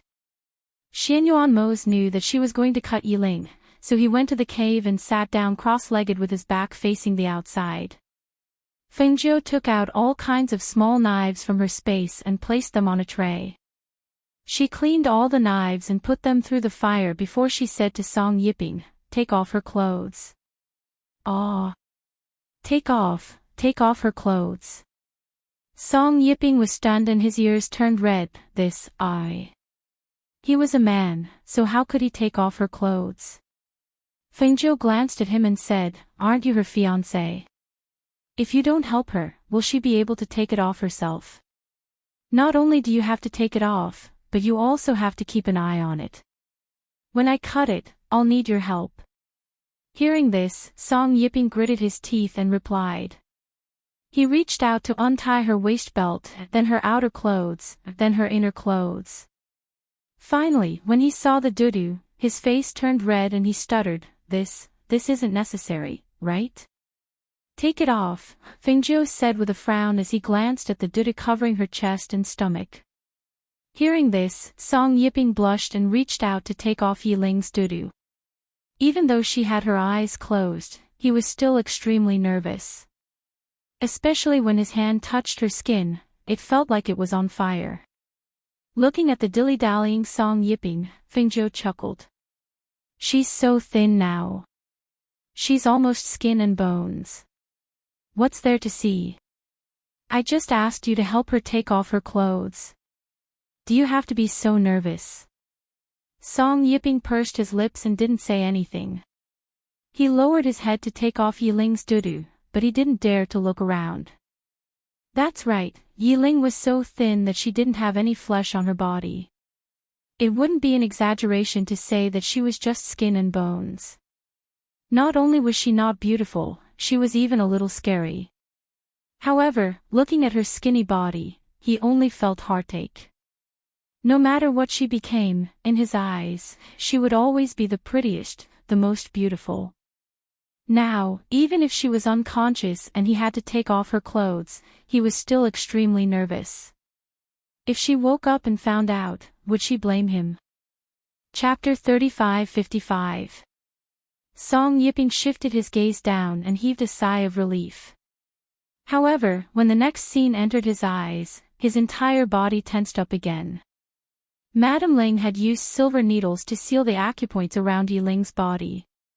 Immediately after, she used a sharp knife to gently cut Yiling's abdomen. Blood quickly gushed out and the strong smell of blood entered his nose, causing his heart to tighten. Wipe the blood clean, Fengjiu said softly. She pressed a hand on Yiling's dantian and used her divine sense to sense the presence of the Yin spirit. She cut open the wound and put down the knife before using a pair of tweezers. Song Yipping's face was pale as he used a clean cloth to wipe away the blood. Due to his nervousness and worry, large beads of sweat had appeared on his forehead. He felt that time was passing very slowly. In particular, the blood that was gushing out of the wound made him feel that if this continued, she would bleed to death. I'm going to lure out the Yin spirit. I can't stop the bleeding, but I'll speed up. Pay attention later and don't let the Yin spirit escape, Fengjiu said softly, but her hands did not stop moving at all. Okay, Song Yipping responded and did as she instructed. Fengjiu moved her hand slightly. She could sense that the Yin spirit was hiding in the corner and was shrinking closer and closer. She immediately used her palm to release a God Monarch level aura into Yiling's body. The Yin spirit that had been hiding in the corner suddenly shrank back after sensing the terrifying pressure. It wanted to escape by following the flow of blood, but in the next instant, a pair of tweezers clamped down on it and dragged it out. After Fengjiu caught the Yin spirit, she dragged it out. However, at this moment, a strong force came from the tweezers, and the Yin spirit flew out of the cave with a whoosh. Catch it! Fengjiu yelled. Her hands did not stop moving. She quickly stopped the bleeding and stitched up Yiling's wound. Song Yipping rushed over in a flash, only to see the spirit escape from his hands and fly towards the entrance of the cave. Just when he thought it would escape, he saw Xianyuan Mose, who was sitting at the entrance of the cave, point his finger, and the spirit fell back and rolled into his hand. He was stunned as he looked at the fist-sized ball of blood in his hand. His heart trembled. There was such a thing hidden in Yiling's body. How did this thing get into her body? He quickly came back to his senses and put it into a silver net that he had prepared earlier. Then, he returned to the side and saw Madame Ling sewing up the wound with a needle. Her movements were as if she was sewing clothes. He was shocked to see it. So wounds can be treated like this. How incredible! Not long after, Fingzhou finished treating Yiling's wound. As she retrieved the silver needle, she pressed her palm against Yiling's wound and injected a faint green lotus life force into her body to heal her wound. She used her hand to cover her wound, so Song Yiping didn't see it. After she injected life force into the wound, she covered it with her clothes and looked at Song Yiping. Bring that thing over. Song Yiping returned to his senses and brought the yin spirit forward. She took out a small knife and cut out the ball of blood, revealing a small ball of blood that was the size of an egg yolk. Chapter 35-56. Hearing this, Song Yiping let out a sigh of relief and said, "Thank you, Madam Ling. However, the body can recover, but the hair probably won't." "I know, it's already very good that the body can recover. Even if All Ling has a head of white hair, I won't treat her the same as before," Song Yiping said as he carefully helped her put on her clothes. Hearing this, Feng Zhou smiled. After washing her hands and putting away the things, she said to him, "You can stay here and take care of her for the time being. We'll go out for a while." As he spoke, he came to Xianyuanmo's side. "Don't you need to rest for a while?" Xianyuanmo stood up and looked at him as he asked. After all, he had been busy since yesterday and hadn't rested until now. "It's fine, I'm not tired," Fengzhou said with a smile. He took his hand and went out with him, returning to the top of the mountain. At this time, the people from last night had already dispersed. Not a single one of them stayed, leaving only the pile of ashes by the cliff. The two of them looked around and didn't see Tun Yun's figure, so Fengzhou called out, "Tun Yun." A voice containing spiritual energy spread through the air. Tun Yun, who was sleeping in a certain part of the forest, heard this voice and immediately jumped up, heading towards the top of the mountain. Tun Yun wasn't the only one who heard this voice. Even the 8 people sent by the 8 families heard it. The 8 of them searched for an entire night but didn't find any trace of the mythological beast. They originally wanted to return at dawn to report, but who knew that at this time, they would hear a faint voice. Someone entered Qianling Mountain? The 8 of them looked at each other in surprise. One had to know that Qianling Mountain's terrain was steep, and each family used their own abilities to set up formations and traps. It was very difficult for ordinary people to enter Qianling Mountain. Today, they unexpectedly heard a voice coming from the top of the mountain. "Let's go take a look." Immediately, the 8 of them rushed towards the top of the mountain. "Master!" Tun Yun rushed out from the thicket and quickly arrived in front of Fengzhou, saying, "Master, there are 8 people following me. I think they're coming over here now." "Don't worry, they won't be able to see us," Fengzhou said as he waved his sleeves and put it into his space. Xianyuanmo, who was beside her, reached out and pulled her down. Not long after they left, 8 figures quickly arrived at the top of the mountain. However, when they looked around, they did not see anyone else other than them. "Strange, that voice clearly came from here," one of them murmured. He looked around but didn't see anyone. He walked forward and came to the edge of the cliff to look down. "Do you think he went down there?" That person frowned and looked at the others. "That's impossible. That's a poisonous fog down there. Who can avoid it?" Another person said as he stepped forward and said, "In the past, there have been people who disappeared after falling down. Moreover, the yin qi down there is so heavy. How could anyone dare to set foot in there?" Hearing this, the people behind him looked at each other and said, "Then, what if it's not an ordinary person? Don't forget that last night's roar was the sound of a mythological beast. A mythological beast came here for no reason. Even if we didn't see any traces of the mythological beast, I think someone must have entered Qianling Mountain. It's just that we don't know." Chapter 35-57. They reported the news to the family. As for how to deal with it, it was up to the family head. After all, to be able to quietly come here without alerting the great families, they were probably not ordinary people. Moreover, there was also the mythological beast that they had been fighting for the whole night without seeing. When they returned to report their findings to the family head, the people of the families gathered together to discuss. I think there's no need to make a fuss. After all, the other party didn't do anything harmful to our families. Moreover, since the other party can quietly come to Qianling Mountain with a mythological beast, their strength can't be underestimated. Why should we provoke them? That's not the case. Qianling Mountain is considered the territory of our 8 families. Now that someone has come in, we don't know who it is. Even if we don't become enemies with the other party, I think we should know who it is that entered Qianling Mountain. What's their purpose here? I agree. We still have to investigate clearly. It's just that they can't find any traces of their whereabouts. Even if we send people, where can we find them? To the bottom of the cliff. It's not like you don't know where that place is.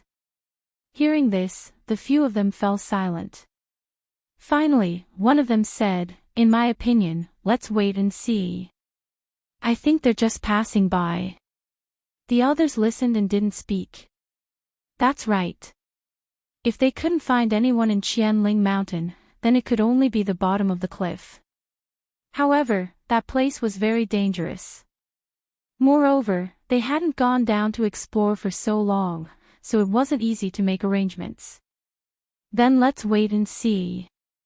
In the end, the few of them decided to wait and see.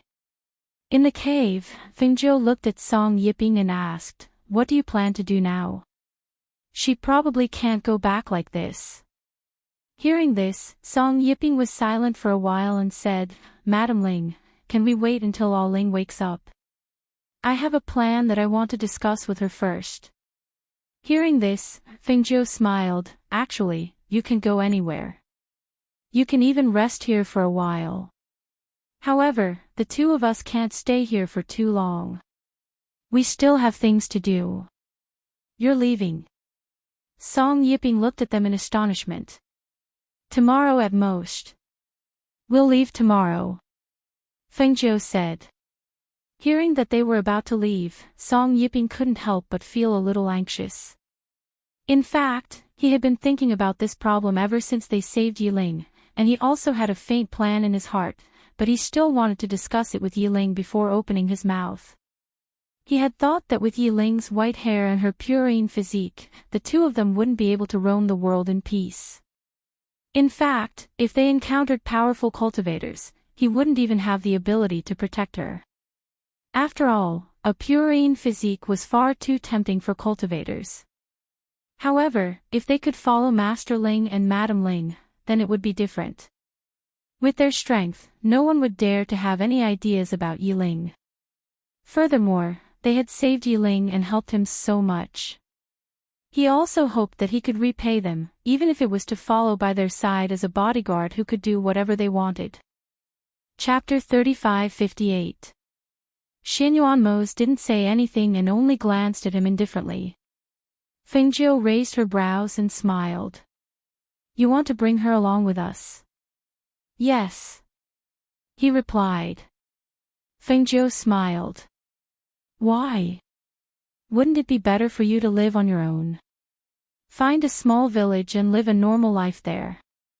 Since All Ling has a purine body, we can't live a normal life. Song Yiping smiled bitterly. Moreover, the 2 of you saved her life. We can't repay you with anything. Fengjiu chuckled and shook her head. Even if you want to bring Yiling with you, we don't want to take her in. She saved a person and didn't plan to take her in. Alright, take good care of her. When we leave tomorrow, we can protect you on the way. At that time, you can take her to a place to nurse her body back to health. In the future, you can find a small place to live. Fengjiu smiled as she held Xianyuanmos' hand. Husband, let's go find some meat to eat. Okay. Xianyuanmos looked at her dotingly, and his lips curled into a faint smile. In the next moment, he held her hand and led her outside, leaving Song Yipping kneeling on the ground. He didn't pay any more attention to him. He looked on as the two of them disappeared into the cave, and he heaved a faint sigh before turning to look at the unconscious Yiling Xianyuanmos and Fengjiu walked slowly in the forest below. Fengjiu flipped her hand and the Bagua mirror appeared in her hand. She looked at it and said, "What do you think is so special about this mirror? Where can we use this as a key? If we can't solve this mystery, it's useless to have this thing." Xianyuanmos glanced at it and said unhurriedly, "Since this thing fell into our hands, it must be fated to be with us. Maybe it's not time yet. When the time comes, the mystery will be solved."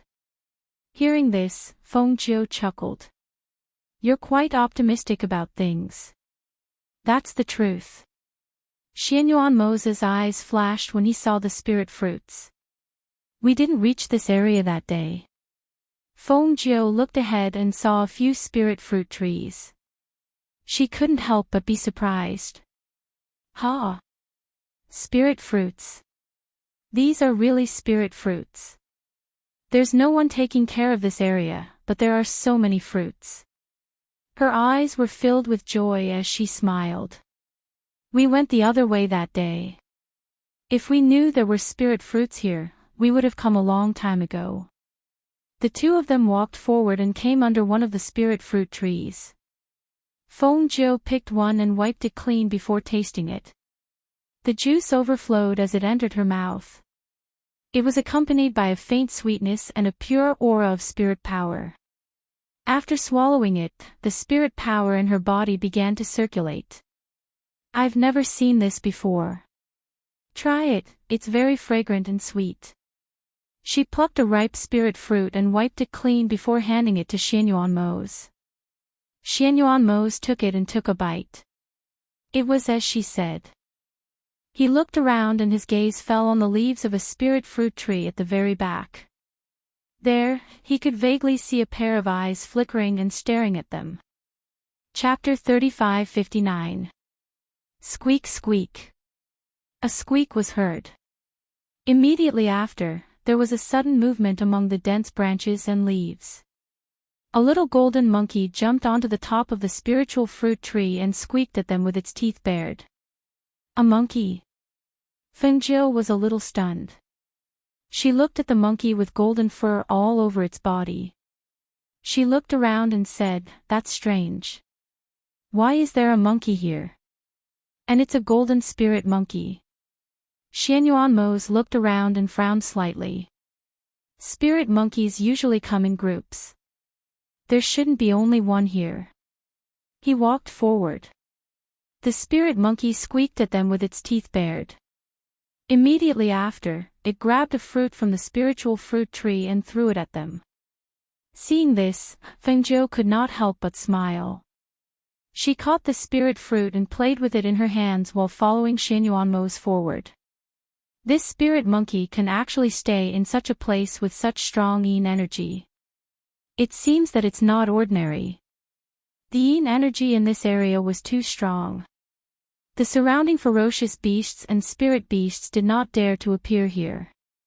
Hence, they were surprised to see this spirit monkey. Squeak squeak squeak squeak. Squeak squeak squeak. The little monkey picked fruits and threw them at them while jumping up and down to hide in the spirit fruit tree. Occasionally, it would pop its head out and scream at them while baring its teeth. When it saw that they were getting closer and closer, it suddenly scurried away. "Forget it, let's not chase it. It's just a little monkey," Fengjiu said and reached out to hold Xianyuanmos. Seeing this, Xianyuanmos said, "Do you want to move this spiritual fruit tree into your space?" Hearing this, Fengjiu pursed her lips and smiled. "Of course. If you move it in, you can eat any spiritual fruit you want in the future." Although there were already many spiritual fruit trees in the space, she would not mind having more new varieties. She gently touches the trunk of the spiritual fruit tree with one hand. With a thought, the spiritual fruit tree is moved into the space and planted in the fruit tree forest in the space. The little golden monkey didn't go far. It hid behind a tree and peeked through the leaves. When it saw the spirit fruit trees disappear one by one in the human's hands, it couldn't help but grit its teeth and scratch its fur. It made a squeaking sound, as if it was very angry. After transplanting the fruit trees into the space, Fengjiu looked at the golden monkey and smiled. "What's wrong? You want to eat fruits? Here." With a flip of her hand, she tossed a fruit to it. The little golden monkey hooked the branch with its tail and reached out to catch the fruit thrown by Fengjiu. It tilted its head and stared at her for a while, then took the fruit and ate it. As it ate, it stared at her. "Apart from this little monkey, I didn't see any ferocious beasts or wild animals. It seems that we can only eat some fruits and the food stored in the space tonight," Fengjiu said helplessly and looked at Xianyuanmo's beside her. "Let's keep looking. We should be able to find it if we walk further," Xianyuanmo said and held her hand and walked forward. The two of them walked forward, and the little monkey also tiptoed and followed behind them. When Fengjiu noticed it and glanced back, she saw the little monkey sitting cross-legged on the ground and scratching the fur on its body, pretending not to see her. Chapter 3560. As they spoke, Fengjiu threw another fruit over. The little monkey quickly picked it up and ate it while following them. Xianyuanmo shook his head helplessly. "If you don't throw it to eat, it won't follow." Sigh. "If it weren't for the fact that I already have so many contracted beasts and pets, I would really want to keep this little monkey." Fengjiu sighed softly and looked at the little spirit monkey with some pity. When he heard this, a dark light flashed across Xianyuanmo's deep black eyes. He glanced at her and smirked. "In the future, let's have a few more little monkeys. They'll be much more interesting than this little monkey." Fengjiu was stunned for a moment. Then, he glared at him. "What little monkey? Even if we have children, they will be our children." The two of them chatted as they walked further and further away until they caught a wild boar. Only then did they return. The monkey followed them, so they let it follow. When they reached the bottom, they took a deep breath and rushed back to the cave. "You're awake."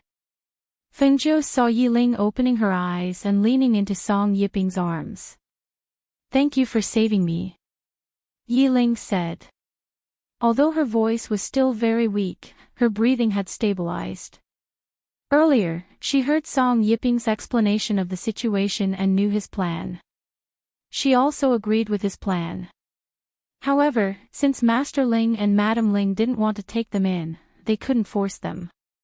They had no choice but to find a small place to live in seclusion. "Ah, Ling, lean against the wall and sit for a while. I will help roast the pig," Song Yiping said and helped her lean against the wall. Then, he rolled up his sleeves and went to Xianyuanmo's. "Master Ling, leave this to me. Sit down and rest." "Okay." Xianyuanmo's nodded and handed the little wild boar to him. He took out some water and washed his hands before sitting down by the fire. "We went out to look for wild animals. We found some spirit fruits. Eat a few." Fengjiu took out a big handful of spirit fruits and handed it to Yiling. The ripe fruits were bright red and looked fresh and delicious. Yiling looked at her and smiled weakly. "Thank you, Mrs. Ling." She raised her hand to pick up a fruit and felt that the spirit fruit was very small and cute in her hand. Ever since she fell ill, she hadn't eaten such a tempting spirit fruit in a long time. "Eat a few more, it can nourish the body," Fengjiu said, and picked up another one to give to Xianyuanmo's husband. "Eat another one." "No, you can have it," Xianyuanmo said as he took out a flagon from the space and took a sip. He didn't really eat spirit fruits. Song Yiping was processing the meat at the entrance of the cave. However, in the next moment, he saw a little golden monkey crawling up along the vines and looking in their direction. Squeak! Creak, creak, creak. "Master Ling, Madam Ling, there is a spirit monkey outside. Did it follow you back?" Song Yipping turned around and asked because he saw the little golden monkey swinging around with the vines and squeaking at them, trying to attract the attention of the people in the cave. Fengjiu was eating the fruit when he heard this. He stood up and walked out. Sure enough, he saw the little golden monkey swinging around with the vines and squeaking non-stop. Chapter 3561. Squeak squeak. The little monkey grabbed the vine and swung it. It didn't seem to be afraid of them jumping into the cave. It walked on its 2 feet and squatted in front of Fengjiu with its hands tucked in front of its chest. It raised its head and looked at Fengjiu. Then, it stretched out its hand, obviously asking for the spirit fruit. Last one. Fengjiu smiled and put a fruit in its palm, saying, "Go back quickly after you finish eating." The little spirit monkey took the spirit fruit and finished it in a few mouthfuls. It threw the core of the fruit out of the cave and stretched out its hand to Fengjiu, squeaking. "No more." Fengjiu stared. How much had this greedy monkey eaten along the way? Squeak squeak, squeak squeak squeak. The little spirit monkey squeaked and stretched out its claws to grab Fengjiu's clothes, then pulled her sleeves. Suddenly, it jumped on her shoulder and played with her non-stop. Suddenly, Fengjiu felt that her sleeves were light. She saw that the little monkey had taken out the 8 trigrams mirror that she had put in her sleeves to play with. At this moment, it was looking at it left and right in its hands. It even took a bite of it. Fengjiu was speechless. "Give it to me. That can't be eaten." Fengjiu leaned over to take the 8 trigrams mirror. Unexpectedly, the little monkey jumped and dodged. Seeing this, she took out a fruit, saying, "Give that to me. This fruit is for you." She held the fruit in her hand and shook it. Squeak squeak. The little monkey squeaked, and in the next moment, it opened its mouth and swallowed the 8 trigrams mirror. "You!" Fengjiu looked at it in astonishment. She saw that the little spirit monkey's movements were so fast that she did not have time to stop it. When she was about to step forward, the 8 trigrams mirror had already been swallowed in front of her. The palm-sized 8 trigrams mirror was swallowed by a little monkey just like that. She was stunned. How is this possible? She rushed forward, wanting to catch the spirit monkey. She wanted to feel how the 8 trigrams mirror was placed in its stomach. Unexpectedly, the spirit monkey scuttled and leaped outwards. "Don't run!" Fengjiu shouted and chased after him. In the cave, Xianyuan saw this and glanced outside, then got up and chased after them. Given the duo's ability and speed, a mere spirit monkey should not be able to escape. However, that spirit monkey's speed was extremely fast. It dodged to the left and pulled apart the distance between it and Fengjiu. Damn it! Fengjiu's face darkened. She hadn't figured out how to use the 8 trigrams mirror before it was snatched away by the monkey. It was her fault. She didn't guard against the monkey when it became docile. She had failed miserably at such an easy task. "Don't worry, it can't escape." As Xianyuan spoke, he flashed to her side and said, "I left a strand of my divine sense on the Bagua mirror." Upon hearing this, Fengjiu was slightly surprised. "You actually left your divine sense behind. I didn't even notice it." Hearing his words, she was relieved. With his divine sense, it didn't matter even if she couldn't keep up with the little monkey. "Seeing that you often took it out to play with it, I was worried that you wouldn't know when it would drop, so I left a strand of my divine sense behind." Xianyuan curled his lips. He reached out and hugged her, leading her forward. The 2 figures skimmed through the forest. The yin qi in the forest automatically dispersed when it came into contact with them, but the little monkey had already disappeared. Chapter 3562. Why did it snatch the 8 trigrams mirror? It actually slipped away after snatching it. Fengjiu said gloomily.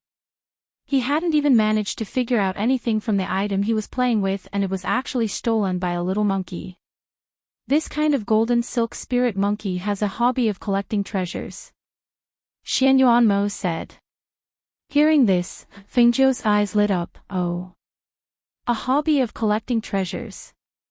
Hee, this hobby sounds pretty good. A glint flashed across her eyes as she snorted in her heart. How dare it snatch my things? If I don't confiscate all its treasures, then I'm not Fengzhou. They skimmed through the forest. After a long time, Xianyuanmo slowed down. He scanned the surroundings and said, the yin qi in this area isn't that heavy. Moreover, there are a lot of chaotic auras.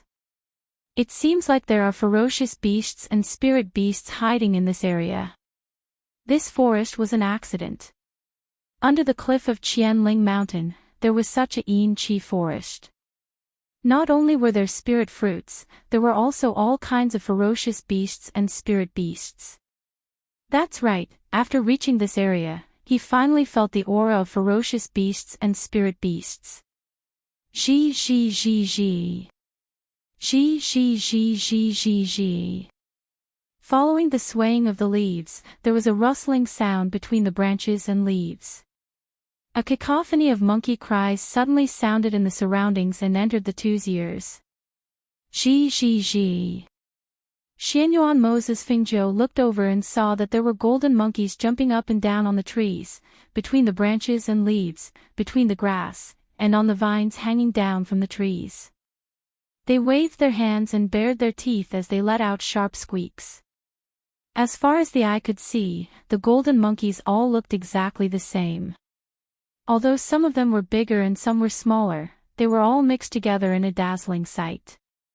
There are actually so many monkeys. There must be over 100 of them, right? Fengzhou gasped slightly. He was still wondering why there was only one small spirit monkey. He did not expect the entire troop to be here. Xianyuanmo's gaze swept past those golden monkeys and his brow slightly furrowed. In the next moment, he automatically searched for that strand of divine sense that belonged to him. When his divine sense sensed a fluctuation, his gaze also followed and looked towards a little spiritual monkey that was standing on a tree branch and squeaking. It's that one. Over there. As Xianyuanmo spoke, a wind blade shot out from his hand and attacked the little golden monkey that was squatting on the branch. Creak. The little golden monkey was originally shouting happily, but when it suddenly saw a stream of air coming, it was so scared that it screamed and quickly hid in another place. In the blink of an eye, it was mixed with the other little golden monkeys. Fengzhou, who had let the little golden monkey escape before he even made a move, frowned. This won't do. There are so many monkeys that I can't recognize them. She suddenly thought of something and her eyes lit up. The corner of her mouth revealed a malicious smile. This time, you tell me which one it is. Don't make a move first. I'll mark that little monkey. Okay. Xianyuanmo's responded, then swept out with his divine sense. His gaze once again locked onto one of the little monkeys. However, just as he was about to speak, that little monkey seemed to have sensed something and actually scurried away, quickly blending in with the other monkeys. Chapter 3563. Once the boundary was set up, those spirit monkeys instantly screeched anxiously, jumping up and down. In this way, it would be even more troublesome to catch the original one. The fourth monkey on the left branch of the second tree in front. Xianyuanmo's voice was heard, his gaze still fixed on the front. Fengzhou's eyes moved, and her lips curled into a smile. All right. In the next moment, her figure flew out, and her divine sense locked onto that monkey. With a wave of her hand, a small flame sprang up and flew out at a speed that was too fast for one to cover one's ears. Squeak squeak. When those monkeys saw the flame, they scurried in all directions and avoided it. The monkey targeted by Fengzhou squeaked. Its tail hooked onto a branch and jumped down. However, at this moment, a flame ignited the monkey hair on its tail, and the burning pain caused it to scream. Squeak! A sharp scream came out of that monkey's mouth. In the blink of an eye, that monkey's hair was completely burned, and a burnt smell spread in the air. The surrounding monkeys were dumbfounded. A few of the larger monkeys came back to their senses and quickly came to the side of the monkey, trying to extinguish the flames on its body. However, no matter how they used leaves or their hands to pat it, or even the soil on the ground to sprinkle on its body, they were unable to extinguish the flames. Squeak, squeak, squeak, squeak, squeak, squeak, squeak. Those monkeys screamed angrily and suddenly surrounded Fingzhou. They showed their claws, bared their teeth, and pounced on her. Seeing this scene, Xianyuanmo's face darkened. He snorted coldly, and the pressure on his body spread out like water ripples. At that moment, those monkeys all trembled and squatted down, not even daring to raise their heads. Fengzhou waved her hand, and the flame was extinguished. The little spirit monkey's hair was all gone. Other than a little scalded skin, it was not seriously injured.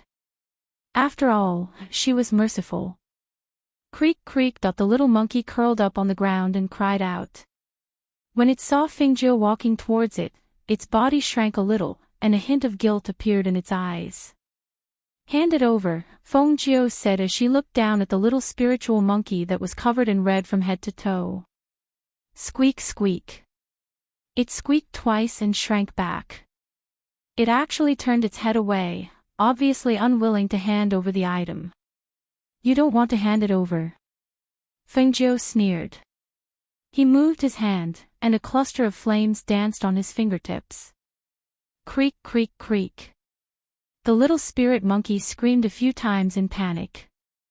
Then, it opened its mouth and spat out the 8 trigrams mirror and handed it to her. Also. Fengzhou glanced at it.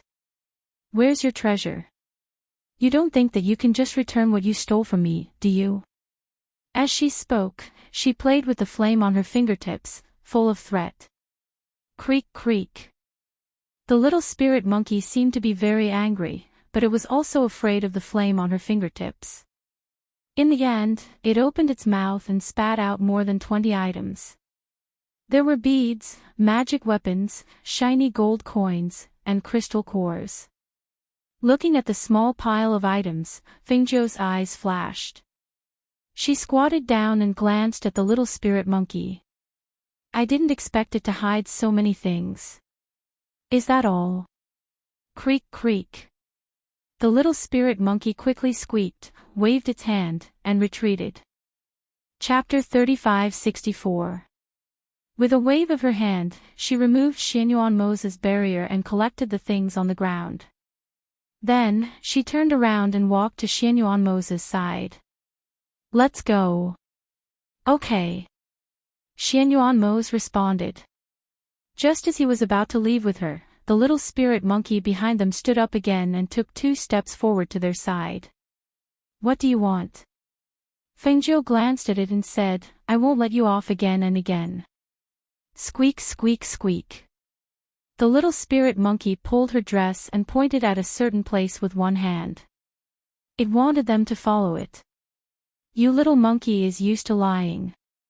I'm not going. Fengzhou snorted softly. He did not believe the monkey's words at all.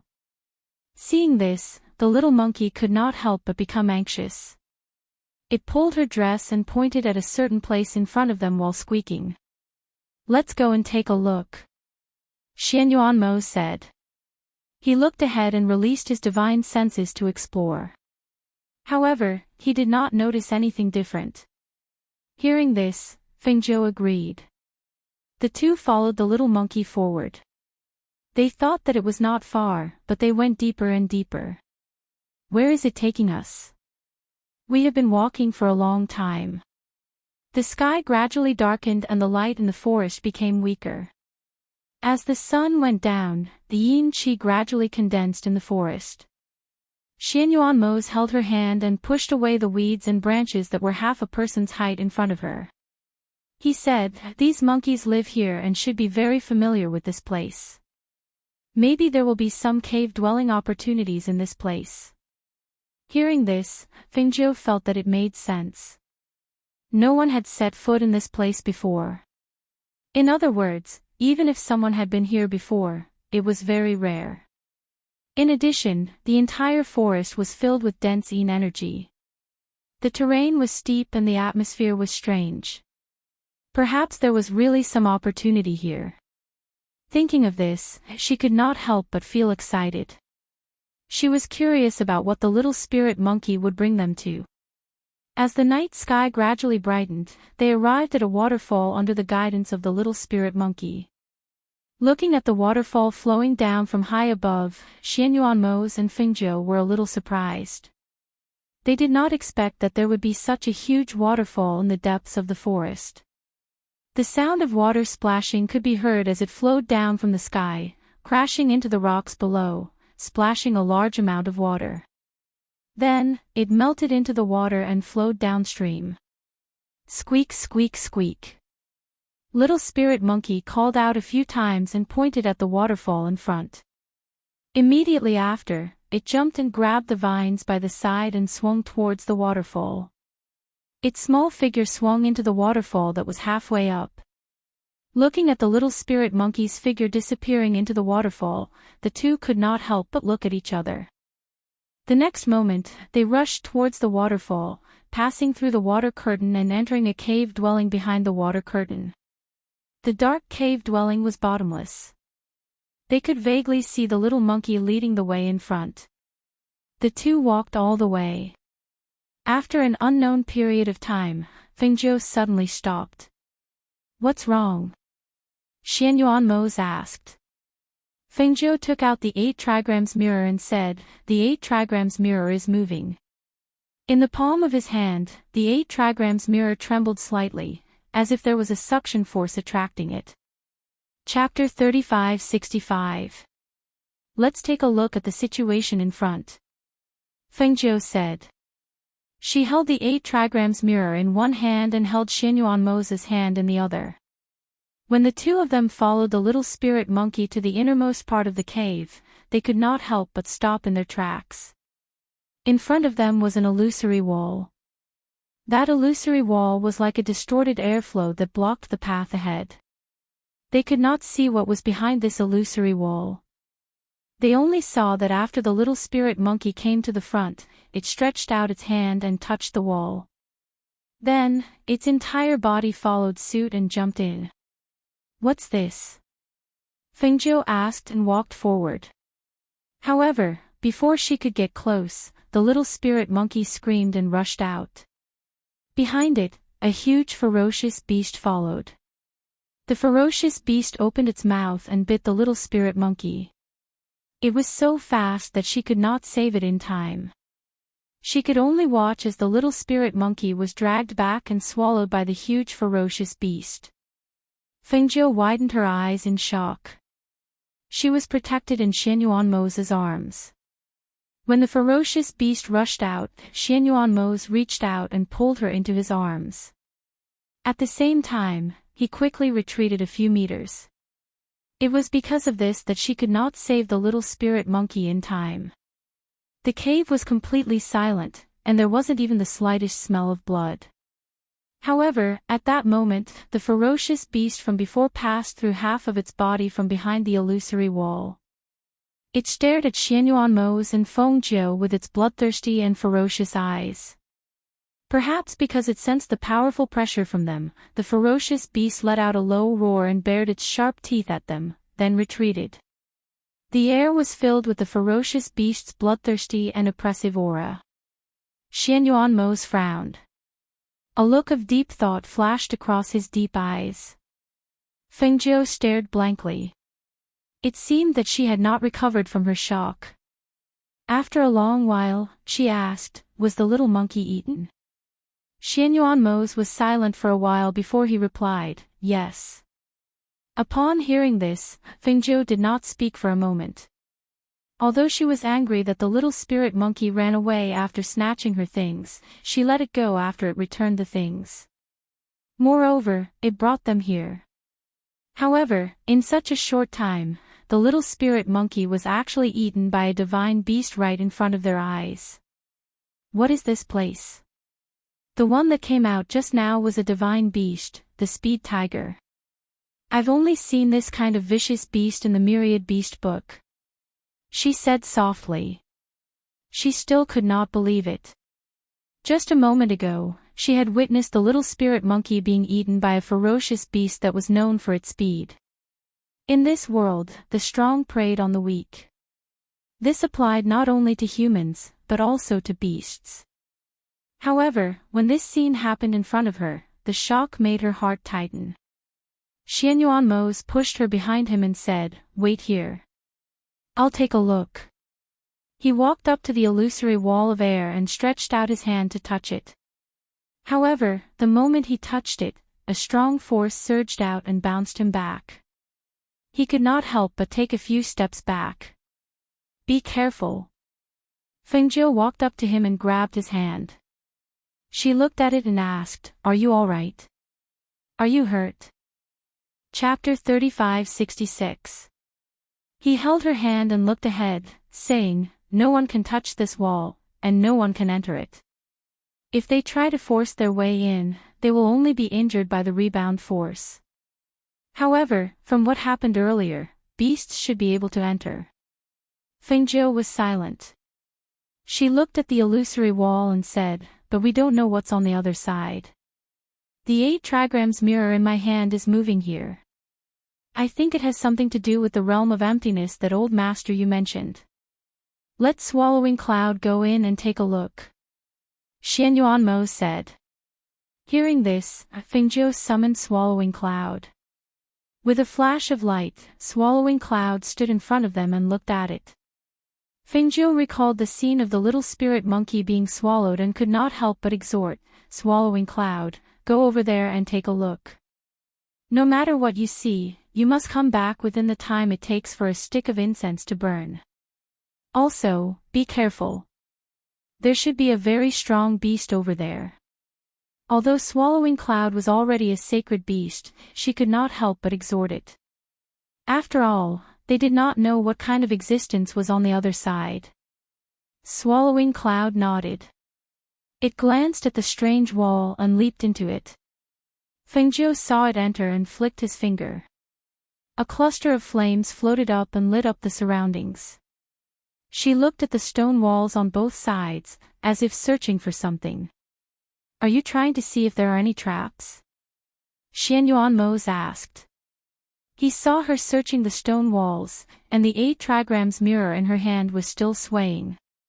"Let's see if we can find anything. Who knows, there might be some hidden traps," Fengjiu said as she used the light of the flames to search the stone walls carefully. However, she did not find anything even after looking around. After about the time it takes for a stick of incense to burn, Swallowing Cloud came out. Accompanying its return was the smell of blood that wafted into their noses. "Are you injured?" Fengjiu hurriedly asked, looking at it. "Master, don't worry, it's not my blood." Tunyun squatted down beside them as he spoke. He glanced behind him and said, "Master, I saw a forest over there. It was very large, and there were extremely high-ranked ferocious beasts everywhere. I encountered 3 ferocious beasts at the divine beast level in just a short while." Hearing this, Xianyuan Fengjiu frowned. No one knew what the two of them were thinking, but they didn't speak for a while. Moreover, the spiritual aura in that forest is very dense. It's very common to see ferocious beasts hunting each other. When I first came back, a divine beast followed me. I injured it and it escaped. Tunyun looked at them with a serious expression. "I don't know where it is, but it's very dangerous." Fengjiu lowered her head and looked at the 8 trigrams mirror in her hand, deep in thought. "How do we get there?" The 8 trigrams mirror in her hand swayed. Suddenly, she saw a streak of light flash across the mirror. She was stunned. She looked in the direction of the light and saw a small hole in the ceiling where she was standing. At this moment, moonlight shone in from outside the hole and shone on the 8 trigrams mirror in her hand. Chapter 35-67. Step back, Xianyuan said as he pulled her out of the array. He looked at the three arrays that complemented each other under the moonlight and the mirror. Fengjiu looked at the arrays in astonishment. She couldn't help but be slightly surprised. After glancing at the three arrays, she looked in front of her. After the array on the ground appeared, the illusory wall slowly opened from the middle. What they saw was a pitch-black cave. Immediately after, two pairs of bloodthirsty and ferocious gazes entered their eyes in the darkness, and the thick smell of blood also spread out from the other side as the door opened. They were two godly beasts. When they saw the illusory wall open, the two godly beasts stared at it warily. When one of them saw Tun Yun, who was squatting beside Fengjiu, it roared and stepped back. It was obvious that Tun Yun's previous attack had made it fearful. Roar! The two godly beasts bared their teeth and roared threateningly at them. However, they didn't dare to step forward and even stared at them warily. Master, it's the godly beast that I met earlier. Tun Yun said as it stood up beside Fengjiu. When it saw that the godly beasts dared to roar at its master, it immediately roared angrily. Roar! The roar contained the might of a sacred beast. The two godly beasts were so frightened that their legs turned to jelly.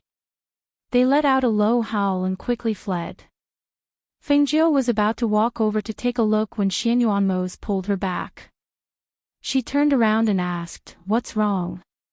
Have you forgotten that our main goal is to deal with the sovereign of Skirich and the Black Lotus Master?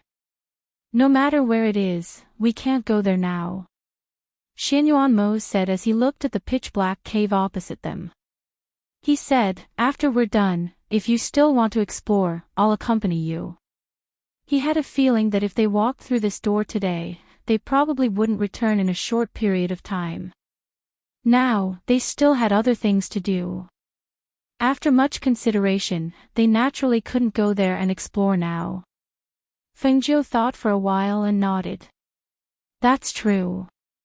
She looked at the cave in front of her and said, "Even if the other side is really some kind of void realm, I can't split into two right now." As she spoke, she smiled and looked at him.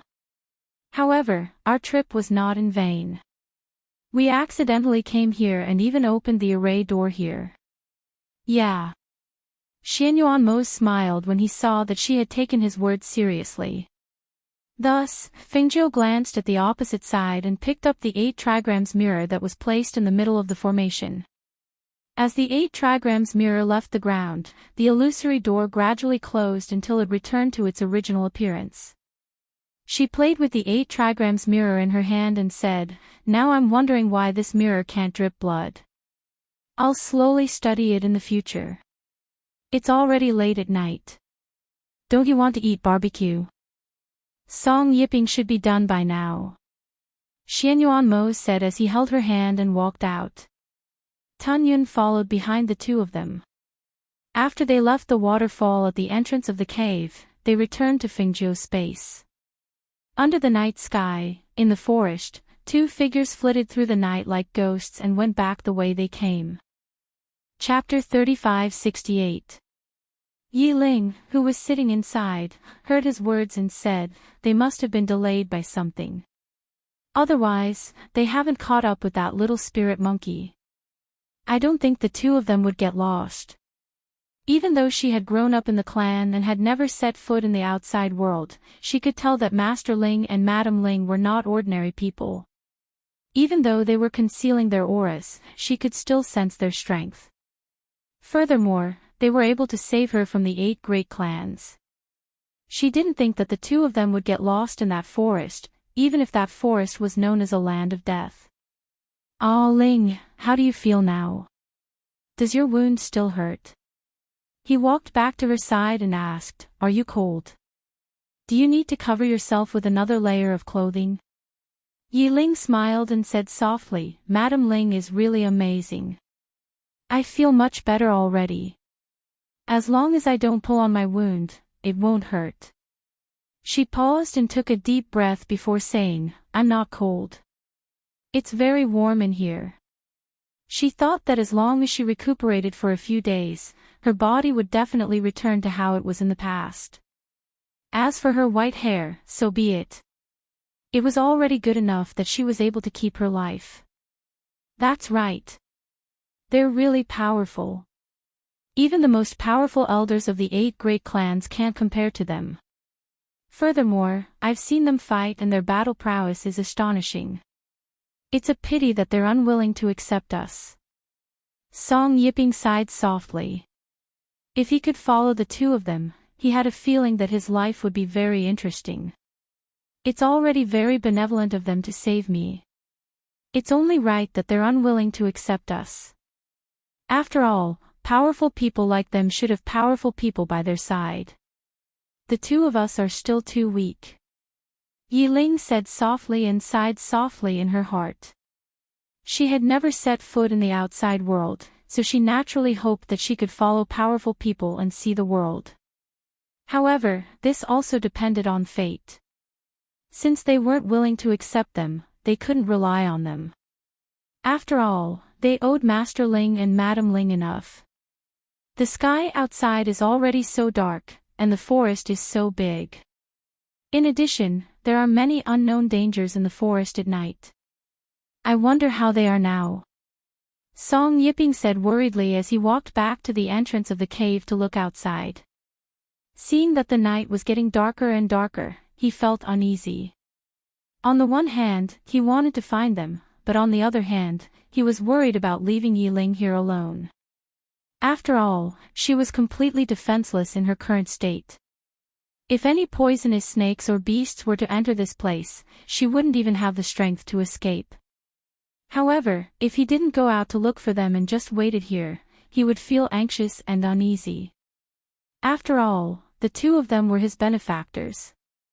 If something really happened to them, he would feel guilty for the rest of his life.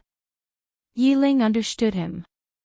Seeing him fidgeting, she said, Yipping, if you're worried about leaving me here alone, then set up a defensive barrier for me. I can stay here by myself. Hearing this, Song Yipping turned around. But he was worried. Chapter 35-69. However, while they were talking, Xianyuanmos and Fingzhou arrived at the entrance of the cave. Smelling the aroma of meat, Fingzhou took a deep breath and said, I'm really hungry. This meat smells so good. She walked inside and saw the 2 of them talking about something with a serious expression. She asked, What's wrong? Seeing them return, the 2 were startled. Yi Ling smiled and Song Yipping said, It's good that you're back. We were just wondering if we should go out to look for you. Fingzhou washed her hands and sat down by the fire. She smiled and said, It's good that you didn't go out. If you did, we would have to go out to look for you. She cut a piece of meat and handed it to Xianyuanmos, who had washed his hands. She cut another piece and took a bite. Looking at the untouched meat, she said, You're not eating it even though it's already roasted. Are you 2 idiots? Hurry up and eat it while it's hot. But Yi Ling can't eat too much roasted meat. Just drink the remaining snake soup. Madam Ling, did you get that thing back? Song Yipping asked and cut a small piece of meat for Yi Ling. I got it back. Fingzhou said and didn't say much. Thinking about the little spirit monkey that was eaten by the beast, she couldn't help but sigh in her heart. Let's not talk about this. Come, I'll treat you to some wine. Let's say goodbye to each other tomorrow. She smiled and took out wine from her space. She took out 3 wine cups and poured a cup for each of them. There's roasted meat to go with the wine. Thank you. Song Yipping raised his cup and toasted the 2. I hope I can see Master Ling and Madam Ling again in the future. Thank you for the past 2 days. I'll drink this cup first. He drank the wine in one gulp and felt the spiritual energy in his stomach surging. The wine was mellow in his mouth and he couldn't help but praise, good wine. Drink. Fingzhou also drank the wine and ate a piece of roasted meat. Xianyuanmos, who was sitting next to her, didn't say anything and let her drink. He only helped her cut the meat to go with the wine. After drinking the wine, they started chatting. When the night fell and Fingzhou felt a little tipsy, she said, "Let me tell you, it's not impossible for Yiling's white hair to turn back to black. It's just that it's hard to do it." Burp. As she spoke, she let out a drunken burp. Xianyuan Mose, who was beside her, saw that she was gently shaking her head as she spoke. Her cheeks flushed red, and he pulled her to his side, then took out a cloak and draped it over her. When the slightly drunk Song Yiping heard this, his eyes lit up. "There's a way." "What?" "What?" "Yeah, it's just that the ingredients are hard to find. 1,000-year-old Chinese knotweed, and 1,000-year-old. She leaned into Xianyuan Mose's embrace as she recited the ingredients, and Song Yiping also secretly memorized them. "In the future," burp. She burped again, and said to Song Yiping, "In the future, if you manage to find all of these herbs, I can help you refine pills. As long as I give her one pill, I guarantee that her hair will turn white and black." Hearing this, Song Yiping was excited. He stopped drinking and asked, "Then how do I find you in the future?" Me. I'm easy to find, but also not easy to find." She smiled and looked at Song Yiping as if she was drunk, and said, "However, I won't tell you. You only need to know that I'm the one with the best alchemy and medical skills."